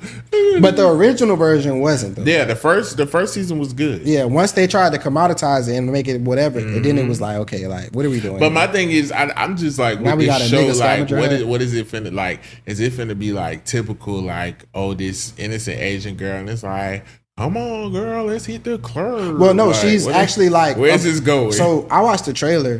She's actually the story is she's actually an Asian girl who was adopted. Raised around black people. She was adopted by a black family, so was raised black. She only knows black people, so that's why she went to a HBCU, because that's all she knows. So it's not even like you were fresh off the boat Asian going to this. Like, it's basically like, oh, to me, how I took it as, it's finna be a lot of, I'm just as black as y'all. Yeah. That's how I'm taking it. Because that's the experience. Like, it's gonna be a bunch of black people trying to validate her experience as her coming to, like, why are you here? But sometimes like, that's all I know. Sometimes that makes a good story. Like Save the Last Dance. That's a Save the Last music. Dance is a cool movie. No, that's a classic black movie, and that made a good story showing like a white girl who wasn't used to something like that trying to compare herself and be in it until shit got roughed up and she had to really see what the black experience was. And it's like just teaching her like, hey, you might be around this, but you don't know what's going on just because your dad live in the slums. So sometimes it is good to see something from a different perspective. That's why I'm just saying, like, I would want to see if I hear the show is good, I might check it out, and it might be totally different from what we thinking. But if I turn it on, it's like the first thing is like she walking at, what's up? We frying chicken? Like I'm gonna be irritated. Well, as soon as you see the title card and it says Southern Fried Rice, then you're gonna be like, oh yeah, this that show. Yeah. But I know the name. Yeah. But I don't feel like, to me, it's like I understand the outrage because it's like. As a black people with black spaces, we always talk about representation or whatever. Why is we so eager to show representation that is so minute when we don't even have representation of us at a fucking HBCU? Yeah. Can we start there? Like we can have a show with like around our lives or whatever that don't gotta be gang banging and all this shit. And it's like we've seen it be successful already. Why don't we have that? And why are we doing this and trying to validate an Asian girl's experience at a HBCU before our own? I do also feel like that's one of those things where it's like, I feel like that's all black people on Twitter. They sound like exactly what you just said. And I know that you really mean that from a place and that's something that you would indulge in.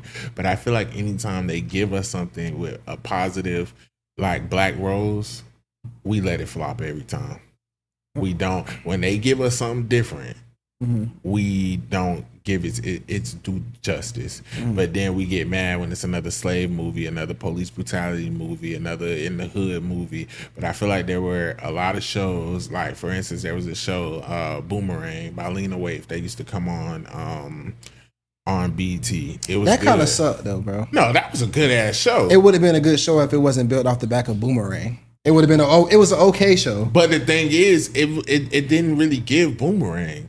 Exactly. Like, I watched both seasons. But that's why nobody watched it though. But you can't take a class. You can't be like, this boy's in the hood, and you just give us like. I don't know why she called it Boomerang, because to me it didn't because they were supposed to be the kids of the, and it was like you kind of they're supposed to be the kids of the people from Boomerang. Also people hate Lena Waithe for good reason. Yeah, because and it's on. She kind of corny. Yeah, and it was on BET, so it's like nobody had cable. I watched. Yeah, they're like it's a lot that went into it. It wasn't just that niggas didn't care about it. I watched it and it was a good show. And there's other shows like, for instance, The Get Down was something that was totally that was good, but that wasn't on us though. That was Netflix. Yeah, that was Netflix. Niggas was watching that shit, and that was fire too. They canceled it because they said it was too expensive. Shit that we fuck with though, like we push, we drive, like you know what I'm saying. Not always, but I'm saying the shit that we fuck with.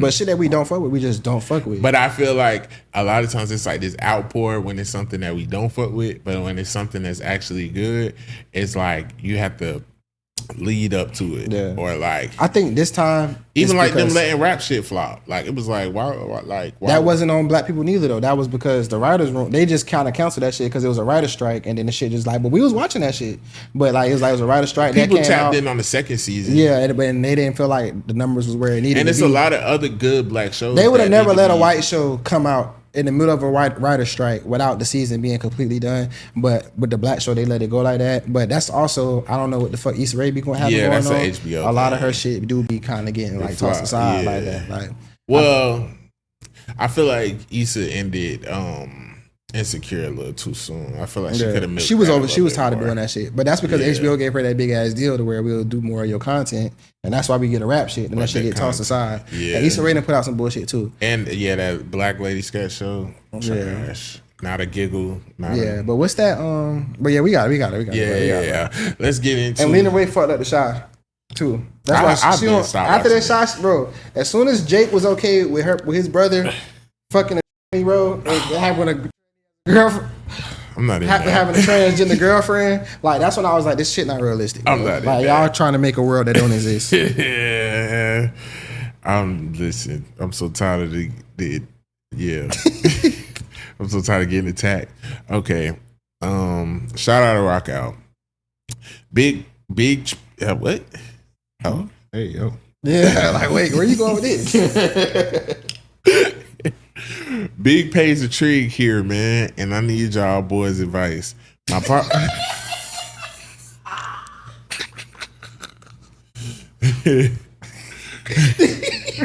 My fault, y'all. My fault, bro.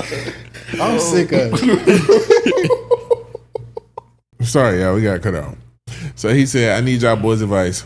My pops recently got remarried, and his wife has a daughter around the same age as me. She's super bad, but since my first time meeting her, I automatically put her in the sister category since we all fam now. Initially, I thought she was just super friendly, but bruh, when nobody's around, she literally be throwing it at me. She even found my socials and stay flirting in the DM, but I always assist my way out of it. I talked to one of my homies about it, and he don't see an issue since we technically aren't blood. I, however, would never want my pops to find out if I did cross that line. Am I shout out for considering it, or should I keep playing it the way I have? It's not your fucking sister. You're a grown ass man. Fuck her. Do not listen to him. Don't do that shit. You shouldn't do it because it's not going nowhere unless you finna be in a relationship where, like, no, don't do that shit. You said they though. just got married. You don't know how shout out she is. That's not your sister though. It's not your sister, but it's still crossing the line. I actually hate when I see shit like that. Like even when I watch movies and like a bride and the groom getting married and then like they parents asleep together, like the dad or the mom. That's like, different though. We grown. Huh? That's different though. Your parents can fuck her. Like his parent, like the parents can fuck each other. And then but sometimes they fall in love too. Like that's a weird scenario. Like what if it's hitting so good now y'all fall in love, now y'all parents is married and y'all like, yeah, we want to be together too. Then like, y'all can go on two men. That happened on Fresh Prince. You remember when Will was about to marry Lisa, and then Will mom fucked Lisa daddy? Oh yeah. And then they got married. Right. Like that's weird. Like who wants to explain that? Like at I don't dinner. feel like that's weird though. That is weird because we're not related. If y'all was like step brother and sister and y'all was growing up in the same house, that's weird. But if we're grown ups and I've never met you before from a can of paint, we're not related. So our parents are married. You're married. Mm-hmm. No, yeah, you're married, and then your son and her daughter get together, and they want to get married. You don't care. No. You don't think that's a weird dynamic to explain to people? They're grown-ups. They're 30. like, no, it's not weird. So you don't think like, oh, yeah, we're married. So you out to dinner. And, oh, okay, yeah. Oh, this my son. This my daughter. Well, yeah, and they married too. That's weird. It's a weird dynamic. If it's not like, but who's asking this? Like, why are we explaining this to the waiter? I'm just saying, if I find this out, like, I'm going to be like, y'all are weird. Like, I think y'all was on some weird shit in y'all household, and y'all are weird. But that don't matter. They don't matter what strangers think about the situation. It does. It's like, I don't know this. Because if we live in a small town, everybody gonna know y'all as the weirdo incest family. But if y'all live in a small town, as somebody who lived in a small town, everybody gonna know that's not your fucking sister. And in a small town, I'm sorry to tell you, but you don't accidentally fuck somebody you related to. I was about to say, if y'all was to fucking cross that line, I'm telling you don't do it because it's risky. Yeah, I wouldn't do it. And then like, because me personally, if I had a child, I'm gonna be like, bro, why would you fuck your stepsister? Like, this ain't a porno movie. Bro. Yes, you are. That's my sister. That's not my stepsister, bro. That's your wife, daughter. That's your stepsister. No, bro. Yes, it is. If we not kids, it's not my stepsister. This is your stepmom. I'm her stepdad. And she tried to fuck me. I ain't started. Because guess what? When we get married, yours is mine, mine is yours. So I accept your kids as mine, you accept my kids as yours. I don't want these motherfuckers interlocking. No, bro, that's just you trying to control you too sick. much. They not kids. What you think, Al? I agree with that nigga. I agree with K3. Yeah, they grown. They're not children, bro. Y'all sick. Y'all sick. I just think it's a little that she a little too aggressive. Yeah, and like she wanted that dick bad. Yeah, that's what I'm saying. And it's risky because then it's like, okay, y'all fuck, and then it's like a secret, and then one day it come out at Thanksgiving because some weird shit. Why would it come out? You just fuck her real quick because she might be shot out. You know how women do. And that's her. She the fool. I don't think it's a good idea. Who is it going to be bad for? He just said he wouldn't want his dad to find out. It's for a reason because he knows his dad wouldn't approve. Like, for example, it's not his fucking business. I don't approve for you not marrying my mom, but marrying this bitch. Exactly. My dad got a. I think he got that's a wife. His business. She got sons though, which I don't consider them niggas my stepbrothers, but they're not my these strangers. But if she had a daughter and something, and the daughter threw the pussy at me, and she looked good, I would definitely smash. Yeah, this not my mom. Like what are you talking about? Like I met this hoe 3 times. I don't even know her. Like is she your mom? V, don't you got a stepmom? No. Well, I feel like I had a stepmom growing up, and I had a stepbrother, and that's why I kind of look at it like that, but I mean, but y'all was kids growing up in the same house, and when you kids, it's like, this is my brother. But okay, you don't know. Okay, your dad get married tomorrow. That's totally different. Me and my dad are not close. If your mom get married tomorrow, if my mom got married tomorrow, and is that nigga your dad? You look at him as your dad. He's my step pops. I gotta accept him as my step pops. No shit. And I have do to you look at him in a fatherly role? No, of course I know this nigga ain't my blood. It's just like you gotta play cousins, but you're not supposed to fuck your play cousin. Not like that, bro. But some of y'all was. But I think you and Elk might have been fucking y'all play cousins. But no, bro. Do you look at? Hold on, nigga. You was definitely fucking your play cousin. Shut up. I'm not. We just gonna move around that. I mean, yeah, bro. If I can't stand this nigga. He aggravated. But no. But real shit, though. I'm saying though, you know that this is my mom's husband. Mm-hmm. By law, this is my stepfather. We don't have a father-son relationship. Listen, can you fuck a cousin? Yeah, you can fuck a cousin. I'm saying, like, okay, can you fuck one of his cousins? On a moral standpoint, we know nobody's blood. But if my dad, I feel like I can tell him and his dad is close. And if he be around this girl, that mean they all be around and shit. It's different. If my dad got married and then I just happen to meet the family and shit, me and my dad, we don't be around each other like that. I ain't seen my dad in person in years. You know what I'm saying? I see him through Facebook or whatever. But my mom, that's somebody I'm going to be involved in. I'm involved in the wedding. I'm around holidays, whatever. And if this man has a daughter who comes around and we the same age and I feel like she's flirting with me, because I know that can cause criticism. It can get weird. And I just wouldn't want that dynamic. And I know that I wouldn't want to be in a relationship with the daughter of somebody my mother is married to. I'm not crossing that line. Yeah. I mean, that's the only point I'm trying to make. Should you do it versus is it wrong? It's two different things. I technically feel like morally it's wrong. I feel like when two unions happen, you should look at these people as your family. But you can fuck one of your stepdad's cousins though. Cousins is a little different. It's different when you grown, bro. Yeah, like y'all. I understand it being grown, but it's like I need to try to build a relationship. I'm trying to build a relationship with this man to make sure he's a good man for my mom, and I want to look at him in a dad standpoint, and I want you to look at me as a brother. Bitch, stop trying to fuck me. So maybe you fucking her, you gonna learn like she gonna tell you like how he really is. It's like, no, niggas beat my mama ass. Now, if a nigga slipped up on a drunk night and fucked her, okay, do I feel like I need to like wholly repent from the shit? No, this ain't my blood sister. But I'm gonna be like, damn, like this shit, I just wouldn't feel good doing that. Yeah, like I don't know, like you should, like, is she trying to fuck you? And or is she trying to whatchamacallit? Because if she's just trying to fuck you. He said every time, so that mean they be around each other, they do family shit. This ain't no bitch that up in Penn State and she just visiting. Like, but hold on, bro, that's your bag, bro. Actually, nigga, like you capping, bro. Like that's your bag. That's a fact. Cause now you get it. Cause now you kind of get the. We ain't supposed to be doing this. Like that's your bag. Yeah, that's what bro. I'm saying. I'm just telling you, avoid it. Like, I feel like my mom would be like, "Why would you fuck that girl?" Like, that's my. It's like that's none of your business, mom. Also, she might be trying to set that nigga up because she sound a little too thirsty. She in the DMs and all that. She might not. She might be on that. They might be her fantasy too. Okay, so basically we saying it's acceptable to fuck. She trying to do a bang bro scene. Yeah, like she could you see yourself falling in love with the daughter of somebody your mom married? Yes. I don't look at this person as like this is a stranger, bro. Like it's okay, so like it's people who like my mom are as close with. I consider them like my auntie or whatever. And I meet your daughters for the first time, and I never really met them before, and we grown. That's different. But like, I look at her as family, but she has grown daughters who look good as fuck. I would fuck them. That's different.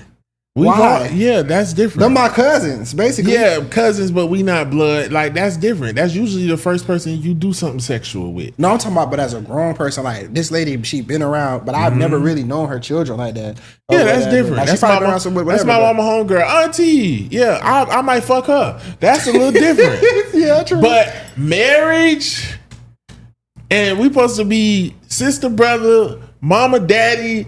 No, but that's weird. But they're not sister, brother, mama, daddy, because you just said this nigga's not my dad, bro. But that don't mean I'm not trying to build that bond or relationship with this man. Especially why if are you he's trying to good build man. a dad relationship with a Because when you I grown want as fuck? because it's okay to like just like you know my grandpa is married into the family and he got a bond with That nigga been your grandpa for years. You ain't just meet him. But I'm saying he got a bond with like my uncle and shit. You know what I'm saying? But that's different as opposed. I would to hope like, my uncle wouldn't fuck his daughter. he would. Telling you that now. Back in the day. Yeah, right. He would. Clean that up. He would. I don't know. I just look at it a little different. I'm just one of the people like anything that I feel like is gonna cause conflict, weird nature, anything. You already know how. I don't think you should because it could be sticky and it's likely to not go anywhere. But like, and then she just trying to fuck you. But it's like also if she just trying to fuck you, like it's kind of like I don't know, like it's not as bad. Like either way, I feel like you don't can't plot go wrong. on it. If it happens, you know whatever. But He said she bad. He made an emphasis to let her know this shit bad. This ain't no. If she was ugly, like don't do that, bro. There's no point. Like it's a lose lose. As on that Will Smith episode, wasn't they mad that their parents fucked? I mean, they were disgusted, but they just moved on. Yeah. And then at the end on the episode, they didn't. Will and Lisa didn't get married. So Right. Will and Lisa dad was like, "Fuck it, let's not waste a wedding." They got married. Right. Yeah, right. That's what I'm saying. I just wouldn't want to be in no family dynamic where my kid is fucking the kid of who I married. Bro, you would get over that shit so quick. I just bro. wouldn't care. Like, why do you care so much? It's weird. He's like, no, I don't. I don't don't think care. I would get over it that quick. Why? Why are you offended? I would tell especially if it's my daughter. Especially if it's my daughter. Now, you thinking from a boy standpoint. What if Because I'm a boy. What if this was your daughter? And her and like, if my daughter was And like, your wife's son is bro, fucking my daughter her. fuck people I don't know. Like, it's not my business. Nah, fuck that. This nigga, Nigga, yeah. I brought you around to be a big brother and you fucking her? No, I didn't bring I fuck your mom. Like, you're fucking my mom, but I can't fuck your daughter. Like, come on, bro. But there are a lot of grown people, we gotta hurry up, but there are a lot of grown people who, when they intersect and become family, everybody is family. They're a close-knit family. Yeah, that's true, but that's because we act like family. This bitch not acting like family. She acting like she want to get hit. Yeah, I know. That's And this is all I know about her. I don't. We never was on no family vibe. vibe. If we was on a family vibe, that's why I said if we grew up together, that's different. But if we was never on no family vibe, and now you trying to do that shit, I'm gonna be like hesitant. But if like my first time meeting you was like she like it's up, like it's up, That's real shit. I don't know. it's up, bro. It's up, bro. I just feel like it's weird. If my mama get married and she got a husband, you know, whatever her husband, I'd have met him a couple times. He cool or whatever, because it's not like she looking for my approval at 50-something years old to get married. Like she gonna do what the fuck she want to do, whether I like it or not. And if I meet his fucking daughter and the bitch bad and she's like throwing it at me, of course the first couple I'm gonna like egg it a couple times, but it's like I'm not gonna be like I'm not fucking you because we fam bam. Like no, like That's gonna be my main reason. Yeah, I'm a even bit- if you close to, like, for example, my dad. Even though my dad live in Chicago, I don't see him often. Right. Me and my dad close, but I'm not close with his wife at all, bro. Like that's that's your your wife. wife. Nigga. Yeah, that's your wife, nigga. and I respect that, and that's why I said. But I feel like the way he explained it, the family dynamic is a little close, and then also it's like, let's say again, you and your wife married, and then y'all kids get married, then they have kids. Like, ain't it like some funny shit? They got to, the way you got to we're not explain married. it. We're not married. Who not married? I mean, we're not related. But yeah, it's still like, oh, this is People meet grandpa through marriages and- all the time. This is grandpa, and it is like some funny It's way you people got who, to like, explain it. My brother dates your sister, so technically they gonna be like, it's like there's no relation here at all. Well, no, I feel like yeah, brother and sister. Like, I know twins be dating twins. I feel like it's that's a little different. So this all it is. Hey, Those are two different families just intertwining. but it's like where's the weirdness at? There's no We're relation. gonna have to post this as a cook. I don't know. I just feel like that's weird. But I'm saying like if they have kids, it's gonna be like, okay, these are our grandkids. Yeah, so it's like, oh, this is mommy and daddy. The only way this is weird is if we're related, bro. Mommy and daddy are stepbrother and sister. We're not step. Yes, Stop y'all saying are. Yes, that. y'all are. Nobody Yes, y'all says are. that. So this is also your uncle, and this is your auntie, but that's Okay, your mom so and if daddy. me, okay, so if you and your girlfriend, right? Because guess what? If y'all wasn't together and y'all just came around, they would be like, "Oh, that's Uncle K3." if you and your girlfriend got together, right? Or if you and your girlfriend get married, your mom and her dad end up dealing with each other. That's what's y'all got kids and they start dating each other. That's the same. No, exact, it would be a fucking problem. You just too involved in other people's lives. No, it would be a problem. Why would you do that? That's that cult shit we were talking about. Why would you do that? Why would you do that? It's not nasty. weird. No, that's cult shit. The damn because that's mommy, dad. That's my mom, dad, and that's my dad's mom. They not related. Y'all not brother and sister, bro.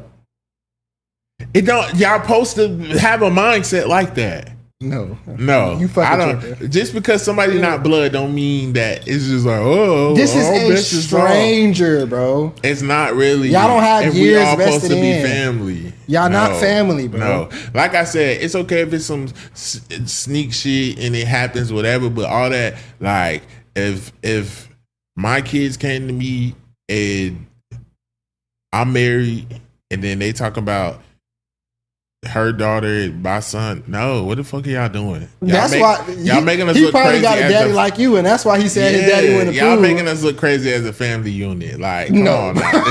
This is getting crazy. This is insane. This is getting crazy. Episode, like, yeah. Now they thinking everybody I had him around, he probably was fucking they kids and shit all time. That's crazy. What? Yeah. Come on, V. What? Nah, bro. I'm not with it. Y'all in the incest. You got a sick mind. No, bro. y'all in the incest. No, incest. Yes, we're not related, bro. Y'all is related, bro. 3 months ago, I did not know this person. Cause let's be real, bro. When you meet somebody, you don't be meeting their kids, bro. You just know him because he be around your mama. You never seen this bitch, and you said like that's what was saying. When I met you, he only met her a couple times. You sis. You sis. You know what I'm saying? You sis by sis-in-law. You sis, but you're not sis. You sis-in-law. Now, maybe me and sis-in-law went out and had a few drinks and she fell on his dick. But I don't mean I could fall in love. The first time I meet bitch. you, I'm trying to fuck you. Like, she don't look at you as her brother. Like, nobody's looking at this shit like this but you. No, and you might got attachment issues. It's because you want to sexualize every woman that you meet. No. You should be looking at her as your sister from the jump. I would be looking at her as we're family. Yeah. But I know we're not related. But as soon as she see like, hey, nigga, we not family, bro. Like, and you and I both know bitches be on that. We're not family shit. No, we are family. You and I both look. Our parents are married. You and I both know that our parents are married. And this coming from somebody, I look at family as family. But after a while, do you? When people know that you're not, when family feel like when family feel like you're not family, you get fucked. That don't mean it's right. It don't mean you should. But I feel like it's levels too. But like, it's not wrong. Play cousins, shit happens. Let me ask y'all a question. It's a quick scenario before we get out of here. All right, so in my family, we had some cousins that weren't technically our cousins. They were like adopted into the family. Like they adopted, like one of my aunt adopted like some random family and took care of their kids and shit. So when we used to go out of town, cause we got family in South Carolina, all the South Carolina cousins used to be trying to fuck them all the time, grabbing their ass. I always thought that weird. Is that weird? That's weird. That's weird. That's weird. Okay, so boom. It's funny you say that. Cause I have an adopted cousin. I've never looked at her like that. Yeah. It's funny that you say that because I have family in South Carolina too. So it's like our family reunions be out there. Yeah. So it's like, I remember going, this is bad, y'all. Okay. I remember going to these family reunions and shit, and it's like, we here because we're family. This is a family reunion. Yeah. And it's like, the cousins from South, because they don't know us. Like, you know what I'm saying? So like, it's Carolina. Our boys' cousins from South Carolina is trying to fuck my girl cousins or whatever. And like, they fuck. Like, one of my cousins, they was in a relationship. They ended up being in a relationship. And it's like, that's weird. Because it's like, technically, y'all really, I don't know. I don't really know if y'all are fully related, but like, we're here because we're all family somewhere or whatever. Like, it might be removed or some shit, but it's like, that was weird because the setting. It's like, you fucking at a family reunion. It's not like we're here to celebrate the family tree. Yeah. That's weird. Yeah. And like, I don't know. Like, to me, that was super weird. Then y'all was in a relationship. It's like, nobody was okay with that. And we was we was like early teens, but they was like 17, 16. That's weird. Yeah, it is. So in conclusion, y'all proved my point. No, that's not the point. No, y'all did prove my point. I said y'all came from families with incest, and y'all that's why y'all think it's okay. Because we wasn't doing that shit in our family. So that closes it. That's why you think it's okay to fuck your stepsister. You got it, bro. Nah, we gonna clip this up and we gonna do a poll because maybe I'm tripping. We 6 or some shit, and it's like maybe I'm tripping. We grew up in the house with each other, and now we trying to get married. That's nuts. I don't know. It's just a little weird. All right. This was a good episode. We're gonna head out. This shit long and as remember, this is your granddaddy, and this is Paid N Bazed. Yeah, bro. What was that? It's Paid N Bazed, hell. Get money and wash your ass out.